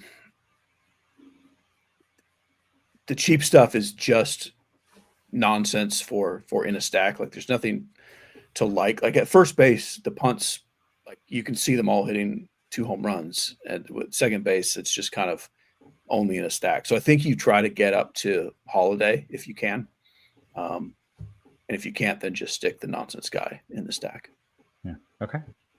Kirk, second base. Yeah. Sorry. Who was the nonsense guy? I'm saying there isn't one. Oh, okay. If you can't get up to Holiday, just play whatever nonsense fits in your stack. Yeah, I got you. So, yeah, and there's cheap punts here too, just to go on. Like Gavin Lux. All the guys are pretty cheap, but like Rocchio again, he's terrible, but he homered. Didn't he homer last night? I think he did. Yeah, it makes me laugh every time it happens. It's pretty rare, so I don't laugh often, but I enjoy it. Wow, he's homered in 2 of his last 3 games. The guy is on a heater, folks. This is the time. I like Sosa for just a big guy who can hit a nice homer for the White Sox against Elder. I just think Elder's terrible, so I'm all about attacking him with any team. Romy Gonzalez again. Ketel Marte is like nobody who's paying $5,800 for Ketel Marte tonight. Probably not many people on this slate. So again, he's a guy that can always smash. So like that. And then any nonsense like Cheese said. So I'm good. Why is Jazz Chisholm keep moving down in the Yankees lineup? I actually think the Yankees just know what they're doing. Like they actually lined it up right against Boz, because he's better against lefties. They actually kind of outsmarted Tampa there, and they went back and forth to mess with their bullpen. Like I really think they're just messing with Tampa, and I think they did it well. Wow. Okay. Third base, Kirkwood. All right, third base. I like Alex Bregman, homer pick for you right there. And by homer, I mean I'm a homer. Jose Ramirez. There's a lot of good plays here. There are a couple at the top. Jose Ramirez and Bregman, Manny Machado. I like, and then other than that, you're just wanting to have some cheap nonsense, like Dave said. It would probably be people qualify would be Vargas's first or third, and I already said how much I like him. Royce Lewis against the lefty J-Lo on the. I don't know if you guys have been saying that nickname or not, but it's officially J-Lo for Jacob Lopez. Okay. And and Josh Smith batting first, but yeah, it's kind of gross. Other than that, Okay. Cheese, this doesn't seem all that exciting here. Yeah, it's not like the expensive guys they're fine, but they're not like super priority spends. Certainly compared to shortstop, where we get to next. But I do think you can play Caminero. I'm not really playing any Rays other than the occasional Caminero against Rodon. You can also play Miguel Vargas at third if you're not playing him at first. I am playing a fair amount of Reds, and they have 2 cheap third basemen now, so I don't mind that. Cabrian Hayes and Andahar. Yeah, I have nothing else to add. Andujar cleanup. Oh yeah, he's cleaning things up for sure. Yeah. All right. Cheese, let's go to shortstop. You mentioned some bats that maybe you have a little more interest standing up for there. Yeah, it's like we're fully back to glorious shortstopness. Tonight I ranked them Seager, Ellie, Gunnar, Witt, Story, Mookie Betts. So Seager and Ellie are the 2 that I love. Certainly Gunnar, if you're stacking the Orioles, he's fine. I mean, if you're not stacking, he's fine. But I do like Seager and Ellie better. There are cheap plays here that are good, but this is not the position you want to go cheap because the opportunity cost. At every other position, you're not really giving that much up by skipping the expensive guys. You're giving up a ton here. Mm-hmm. So that's just what I'm doing. Okay. Pick one of the good expensive guys. Kirkwood, you're on the same scheme? Yeah. And you know what made Dave laugh last night when you see a homer around Rococho? It's like I have this crazy feeling that Luis Vasquez batting second for the Orioles at 2K is just going to hit some little homer to left field over the monster, and Dave will laugh again. Oh, because it will be funny. I don't even disagree, but it will be funny, and it's funny that they're hitting him second. Yeah, but good for them. Good for him. I'm rooting for him. Well, he's like the Eaton play last night, right? Or on the other side for the Red Sox last night. Yeah, it's all the exact same. It's Gunnar, De La Cruz, Story, Seager, Bobby Witt, and like one of those guys is going to break the slate, so it doesn't even matter who else you play. But Arias for the Cleveland has better numbers against left-handed pitching. I could see that working, but that's it. Very good. Let's go to the outfield. What do you got for us? A whole lot. So Shohei, 7,200 Shohei. He's the chalk. Teoscar, who did absolutely nothing last night and has smashed left-handed pitching for ages. Maybe he does it tonight. So the three, all I really want out of Colorado is I want Will Smith. And if I had the ones I'm scared of are Shohei and Teoscar. I'm really not scared of anyone else in that lineup. Anything can happen, sure. But and there's pinch hit risk like they showed last night with Alex Call. But I do think that the Dodgers, after losing last night, should wake up and, have a monster outing tonight. Michael Harris is just white hot right now. He was having a terrible season. You could just pull up his game log, Ross, or Steve, whatever. But it is a thing of beauty almost right now, if dating back to just the last couple of weeks here, and he was having just a horrible season. But other than that, Yoshida is cheap for Boston, 3K. Jarren Duran, I love the upside for him. I love Acuna. Dylan Beavers is the Beavs, we call him. 2,300, batting 7th. Another, the Orioles movement is to all these prospects now, and they still have an insane amount of good prospects in their system, which they've had for the last couple of years. Although they can't get the job done and win anything significant, these guys are good and talented players. So Beavers, 2,300, batting 7th, sure, why not? Byron Buxton, feels like a home run to me against J-Lo, and those are my favorites. But there's plenty around. Oh, and Roman Anthony, how could I not even mention him? Always a Roman Anthony bomb. Cheese. You do not seem like the type of person who wants to spend $7,200 on Shohei Ohtani, but maybe tonight is different. No, I mean, I want to. I just don't have it. Yeah. I mean, he is kind of worth that. Like, I don't think it's silly to play him. I don't really have it, and I don't feel the need to play the one expensive guy that everyone's playing when I can save a good chunk of money and just play like Aaron Judge or Corbin Carroll at no ownership. I mean, I'll take that. Or just go to the mid-tier. Kirk mentioned several of the names, like the Red Sox guys are fine. I like Noelvi Marte as well. Stanton, I like. Mickey Moniak's the one Rockies bat I kind of like. Yasser Berdusky.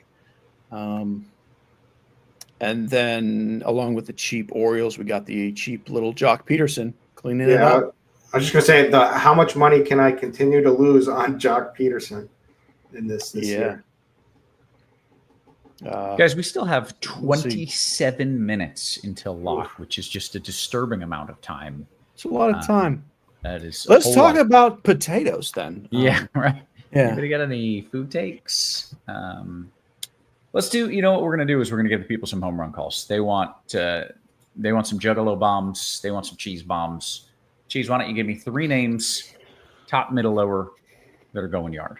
All right. I'm going to give you all ones that are on the low-owned side for DFS. Again, these are not betting calls. I have no idea how that works or what any numbers are.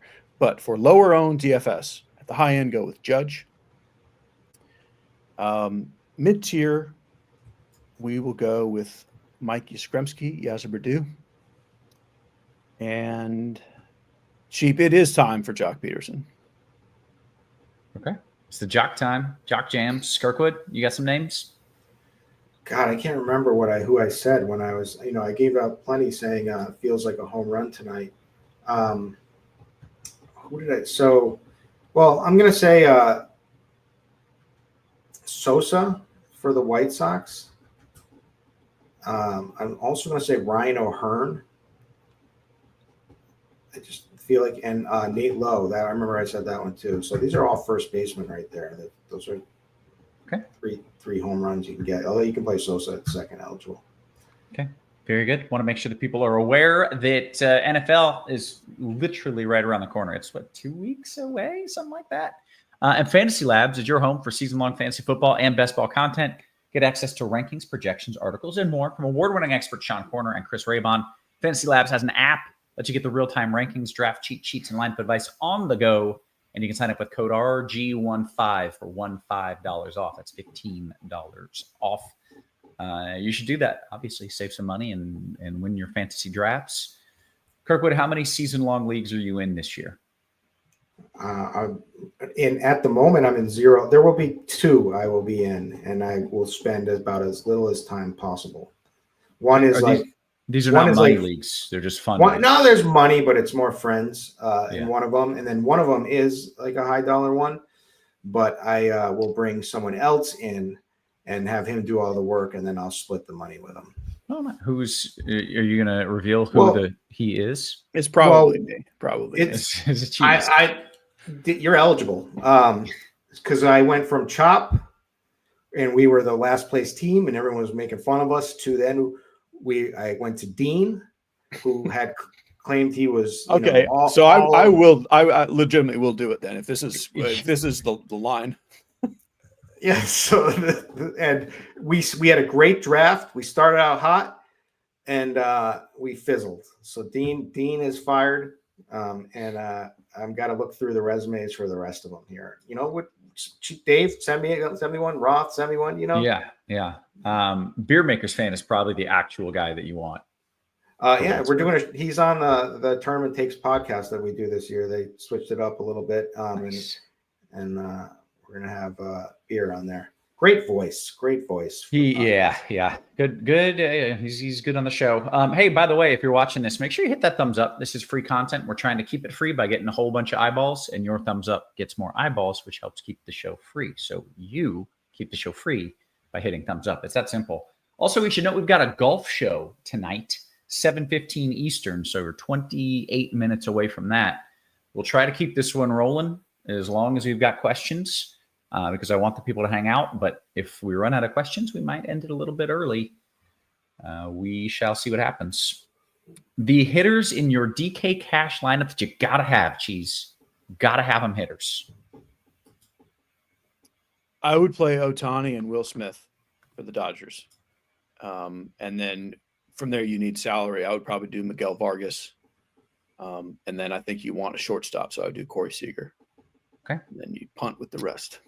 All right. Let's see if we got some questions coming in the old YouTube here. Cheese, if you're 3 maxing on FanDuel, are you considering 2 green, or would you consider 3 different pitchers? I would probably have 2 greens on a Pavetta. Okay. Negative Creep is curious about our favorite cheeses. Now, Cheese, you don't love cheese, but surely you still have a favorite and or least favorite cheese. I mean, if you put it on pizza, we'll just go with the standard pizza cheese. We'll call that. There is no cheese that would ever just eat the cheese by itself ever. Do you know what the pizza cheese is? I'm pretty sure it's mozzarella. Okay, yeah, it's good. I was a little worried there when you called it white. pizza I'm cheese. pretty sure. Well, if he was in St. Louis, it would be they use something funky. Yeah. Ooh, I was scared there for a minute. Kirkwood, you got a favorite cheese? I mean, I love them all. I love a nice cheddar, regular cheddar. Like that's, I love that. I also like brie.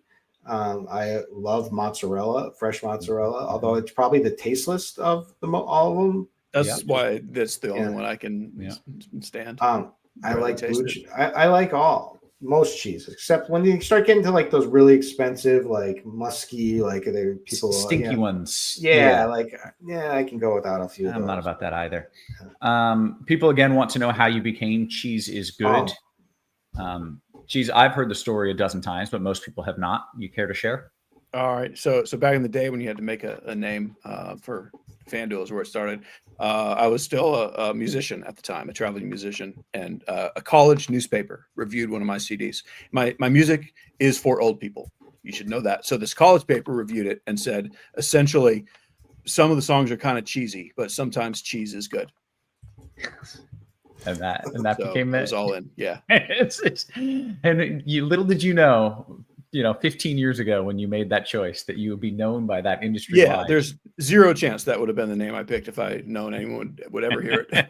It's like me, like my name, like it started on AIM, like AOL Instant Messenger way back in the day. Yeah, probably before your time, and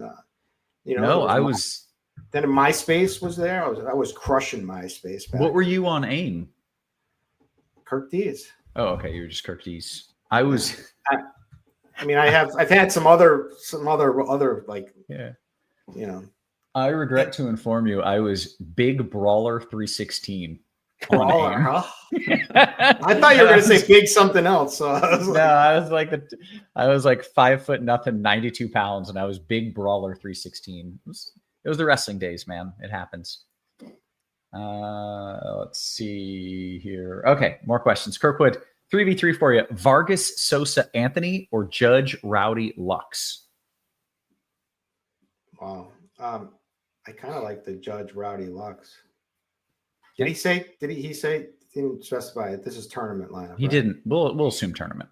Yeah. Those are the home run upside all over that. So yeah. Okay. Jorge says, do you prefer Vargas, Kirkwood, Vargas at first or third DK Cash? Whichever, it really doesn't matter because of the same thing. You're probably going to play Shohei, and it's like, are you going to put Shohei in the outfield or at first? I'd probably use him at third and put Shohei at first, and then take advantage of, like, for cash. I think you're going to want the Beeves because he's so cheap at 2,300, and so I put him at first. Okay. Cheese, any love for an Angel stack tonight with all the green chalk? Not for me. No. Okay. Let's see, a lot of cheese talk happening here.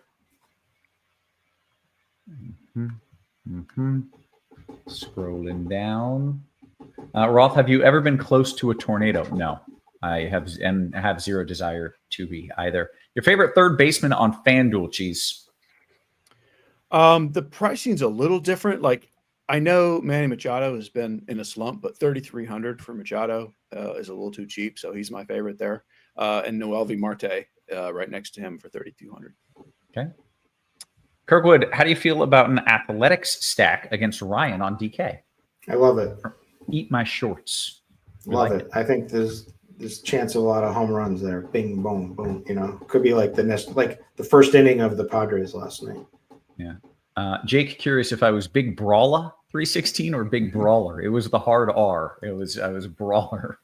Big Brawler 316. I'm playing Rice, Belly, and Stanton. Do I need Judge? He's expensive. Cheese, if you're playing Rice, Belly, and Stanton, do you need Judge? He's expensive. Yeah, that's like, you can't even really answer that. Like, do you have $6,500? I mean, I assume you don't. So no, you don't need Judge. If the Yankees go nuts, all of them can hit home runs. So you could get by without Judge if they all do their thing. And he could be the one that they walk, and Yeah. it's just, there's nothing more tilting than that. Cheese, where do the Rangers minis, a Rangers mini stack rank for you as a GPP play on DK? Seager, Carter, Jock, or Heim? I appreciate you each and every day. How kind. Thank you, Juice. I mean, it ranks pretty high. They're probably a top 5 or 6. And as a mini stack, those lefties, yeah, I don't know, 4th or 5th. I like them a very large amount, with Seager being the priority. Okay. Kingmaker says, is the rumor true, Cheese? DFS NFL this year? I don't know what the hell he means. Do you know something I don't know, Cheese? I don't. Yeah, we're not sure if let us know what the rumor is, and we will let you know if it's true. Or Well, not. we're first is season long. We do our draft, and then Dave will start thinking about DFS. And we'll see if the rumor is true or not. Kirkwood, Nacho Libre Alvarez as a punt at third on DK. What's your interest? Not very much. I think you get up to Vargas or to Royce Lewis. I got a bunch of questions in the Discord. That's my bad for kind of ignoring that in favor of the YouTube there for a bit. I like to start in the Discord as much as I can. Kirkwood, your favorite FanDuel GPP pitcher? Hunter Green. Okay. Cheese Allen's Club says, for single entry, double barrel pitcher or one high end and one cheap guy on DK? Green Pavetta, double barrel. Oh, specific. Very good. J Sam says, Cheese FanDuel GPP, Robert Jr. and Judge or Tauchman and Ohtani. High end guys are one offs. The other back end guys are there in stacks. Yeah, it's Robert Judge for me. Okay. D-Rock says, DK GPP, Bueller or Kai Wei Tang? We'll leave out the nickname there. Bueller or Tang for you, Kirkwood, DK GPP? Oh, I hate them both, but I guess maybe Tang. Okay. Beam says, hey, I've got 4,200 left, Kirkwood, in my util spot. This is a FanDuel GPP question. There's a lot of options, 4,200, any position on FanDuel. Should I get an upside play there or go cheap and upgrade in another position? Well, there are so many upside plays here on FanDuel for that price. Like, you're going to have money left over too, so you can still do it. But there's I guess my favorite For 4,200, I mean, Will Smith is 4K if you're going to go the Dodgers route. But other than that, if you want a little bit less ownership, maybe Roman Anthony, or he's really cheap. You're going to have extra. Ellie De La Cruz is right there for 3,900. Like him, I don't know. There's a million good plays. Yeah. Okay. Cheese, I'm coming over to you. It's Alex, 5,100 or less, shortstop DK Cash. Stuck on a couple players that are, of a good tier. Gunnar, Seager. Yeah, it's Seager for me. I mean, Gunner's great too. That's very toss-uppy, but I prefer Seager. Yeah. Rocky Raccoon says, Cheese, will Bryce pitch like an elder and get shelled, or will he tap into his youth and pitch like a tasty gem against the lowly Chicagoans? I mean, really, in between the two, gives up 4 runs in 5 innings. Like I lean more to the White Sox bats. I think he is closer to getting shelled than pitching a gem. Okay. Kirkwood Flying Armbar's got a question for you specifically as a Sox fan. Rank your favorite Red Sox on FanDuel, please. Don't just rank them based on, like how you personally feel, but for DFS purposes. Duran, number 1. Bregman, number 2, and Roman Anthony, number. So I like them all. I like 1. Actually, I love 1 through 4, which is what you're supposed to. I mean, so Duran number 1, Bregman number 2, Roman Anthony number 3, then Story, then you can't play Nate Lowe. So you're gonna miss out on a homer from Nate Lowe. Okay. On FanDuel. Right back to you, Kirkwood. Here, Doyle or Mountcastle for my final piece on DK Cash. Mountcastle. It's weird to say that, but. Geez, still have plenty of time. We've got a question here from Mabs. Rojas or Call in my Dodger stack, DK single entry. Is Call a person? Yeah, that's Alex Call. I mean, I don't like either, and they'll both get pitch in for, but I would do Call over Rojas. Okay. Derek says Heim time. Geez, is it Heim time? Yeah, that was the guy we said is the cheap catcher. So if you can't get Will Smith, I just like punting with him. Okay. Jake says, I pulled so many baddies on AOL Instant Messenger and MySpace. So I pulled so many on MySpace. So the greatest thing that people missed out on, if they're not in our age bracket, around for the MySpace era, is that it was like a hidden, like it was just like a normal site, like a social site. So like you could start talking to anybody, and it wasn't like this is like a dating site where they're gonna like brush you off. But people didn't use it enough for that. So it was so easy to just. So you were sliding into DMs before sliding into DMs was a thing. Yes, it was the original slide into DMs, and it was perfect. You were crushing. It was amazing. Yeah, I never did the MySpace. Kirk, but the younger Kirk was in good shape back then, much different Kirk than it is today. So yeah, I tell you, I was crushing with Big Brawler 316. I was putting in work there. On the old AOL. I was big something else in. Okay, yeah.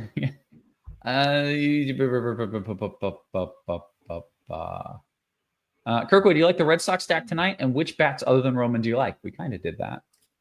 Yeah, I like them all. I just said it. So like 1 through 4 is, I'm sorry that it's like that's the chalk answer, but I love all of them. Yoshida is great for the price right below that. And on DraftKings, I think Nate Lowe is going to go yard tonight.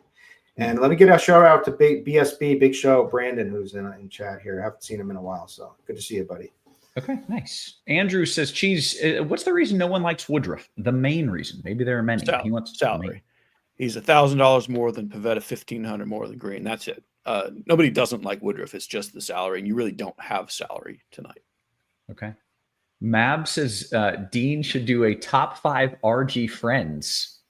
Yeah, as a tier list, RG friends. Because MySpace would rank them, right? Didn't it rank like your top friends, Kirkwood? Yeah, with Tom. You got your boy Tom, and then your top 8.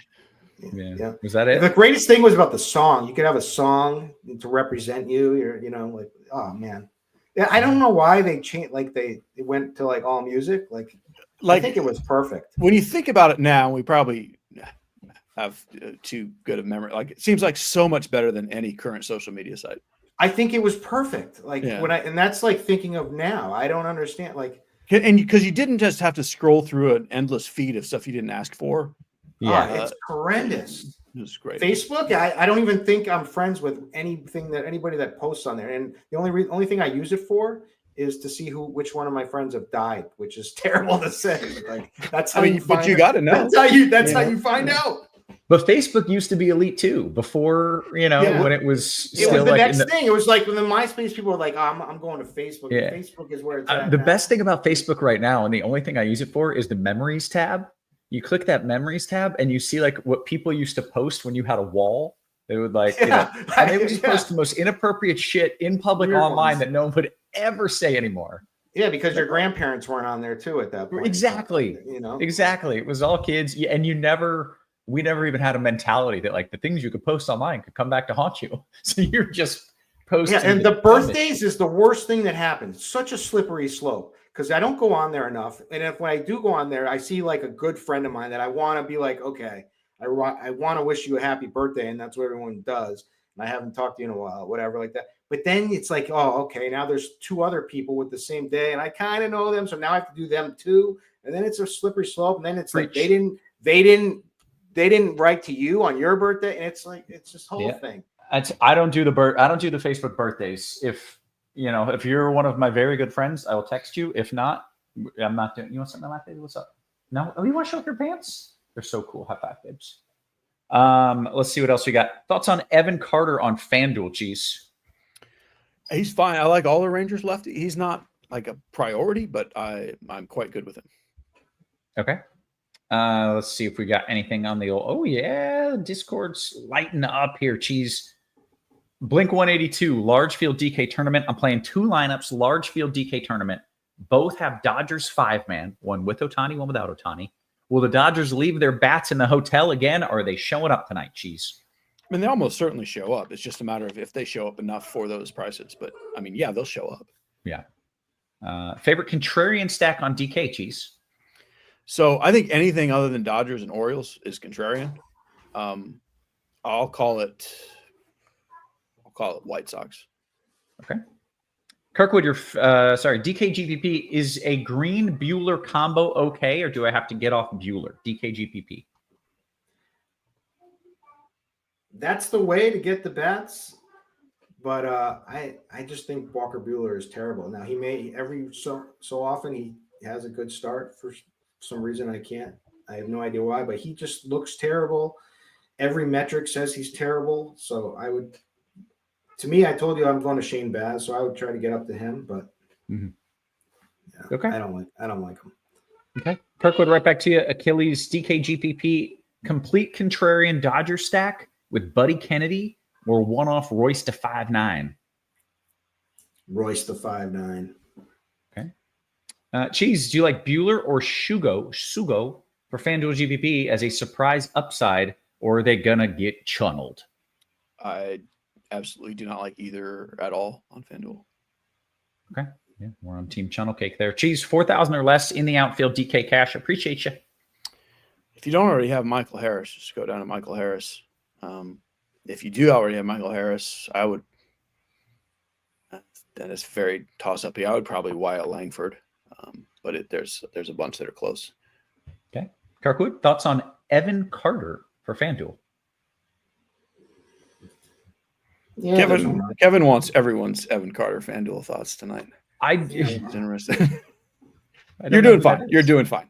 Yeah. I mean, he's home run upside, so yeah, he's all right. Okay. Scott says FanDuel, Kirkwood, Mountcastle Holiday or Vargas Sosa? Mountcastle Holiday. Okay. We got what is this? This is a 3v3 Cheese FanDuel Cash. Yoshida, Roman, Gunner, or Freeman, Kowser, Beavers? Assuming that is Freddie Freeman, go with that side. Okay. Cheese, DK Cash pitchers, Green and Ryan? Question mark? I would Green and Pivetta, but Green and Ryan is fine.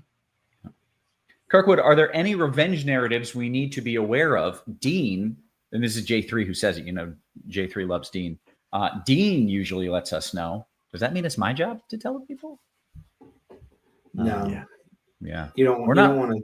Don't do the Dean. Dean does his own thing. Yeah. Slippery slope. Oh, J3 is Dean. That explains we want Dean, and Dean is the greatest. I get it now. Your favorite pitchers in a DK GPP, Kirkwood? You've got Shane Baz. Yeah. Yeah. And then yeah, who's your I'm chalky Hunter Green. If I have, and I like Pavetta next. If I wanted someone lower ownership, I'm just taking a look now. I really don't like anyone else, but maybe Tanner Bybee. okay? Let's see. Scott Davies says, "Geez, Holiday, Mountcastle, or Vargas Sosa on FanDuel?" I feel like I just asked that. You did, and Evan Carter on FanDuel. What was the question though? It was Holiday, Mountcastle, or Vargas Sosa. People are posting in two different spots, so then I'm reading doubles is what's happening. I mean, that's very tough. I would go with the first one. Okay. Geez, the cheapest pitcher on FanDuel that you would play. I have one lineup with Shane Smith, which is the cheapest I would play, but I don't particularly like that. Okay. What was Friendster? So yeah, Kirk was pulling baddies. Like, is that like is that they're trying to say like that? Is that like a grinder? I don't know what Friendster is, or maybe they're saying you're getting friend zoned. I don't know. I know it was probably a site, but I don't know. Yeah. Oh, it was like an early social media site in 2003. Okay. So it was before Facebook, or was it preceding? Yeah. Oh, okay. Popular in Southeast Asia amongst other places, I assume. All right. You do you, Kirkwood. Nothing wrong with that. Nothing wrong with it. Geez, Buddy Kennedy or Gavin Lux, DK single entry last piece. Unless it's a full Dodger stack, I would go Gavin Lux. Come here, baby. Would the great Mr. Cheese play Luis Vargas or Brooks Lee? Brooks Lee sighting at short in a large field DK tournament as a salary saver. Cheese. It's Vazquez. Did I call him Vargas? Vazquez. I mean, you guys know I love Brooks Lee. Man, he grand slammed the other day. That was glorious. But still, just go Vazquez on this slate. Yeah. The team context is too good there. All right. A couple more questions, and then we'll bounce on out here. We're less than 2 minutes until lock. Geez, I'm sorry, but I'm running Bryce in my single entry with an Atlanta stack. I asked you a question and then didn't take the advice. I hate when people do that. I'm so glad he said that, because that's what I think 80% of people do. Any love for this guy? It doesn't matter what we say. You're already playing him. Yeah. Yeah. I always wonder how many people actually read my write-ups in the weather page, or do they just look at the color? Do they read anything that I say, or they're like, oh, it's yellow. I know what that means. I'm not going to read this. It's about 50-50. Yeah. Yeah. I do. I read it. Sometimes. Yeah. I read it because I skimmed for looking for good hitting weather, so if you put winds blowing up to 10 miles per hour or something like that. Kirk, if Dean puts his hands in water, do they shrink even smaller? Yeah, tiny hands and Dean for sure. Cheese, is cream cheese acceptable, like jalapeno poppers cheese? I mean, if you're making cheesecake, of course, but just plain old cream cheese. No, what are we doing? I'm with you. By the way, a bunch of people say they do read it, and Steve says, I read all of your stuff, Roth, Cheese, and Kirkwood. Okay, thank you. Steve for president. Yeah, we like that. I want to say Cheese, burrata. Somebody talked about burrata. What is burrata? So it's basically like fresh mozzarella that's made with cream. And so it's so bad for you. And it's not it's even more slimy and soft than. I do know what you're talking about. Yeah, but it is. But it's delicious. Good. Yeah. Like you'll get it on salads. If you put it in a caprese salad, if you just put it there, it's insane how good it goes with tomato and basil. All right. Well, we hit the lock. I got a cuddle buddy here that is. Not feeling her best, and she's ready to hang out. So we're going to clear out. Oh, look at that. Well, my guy is back. He's back, everybody. You see the doggy? I'm glad he's doing better. We are going to bounce on out of here. Make sure you hit a thumbs up on our way out. So you want to wave? Say bye-bye. Bye-bye. For Cheese, for Kirkwood, for our wonderful production crew, always working hard behind the scenes. Guys, we appreciate you. We love you, and we will catch you tomorrow. You have been.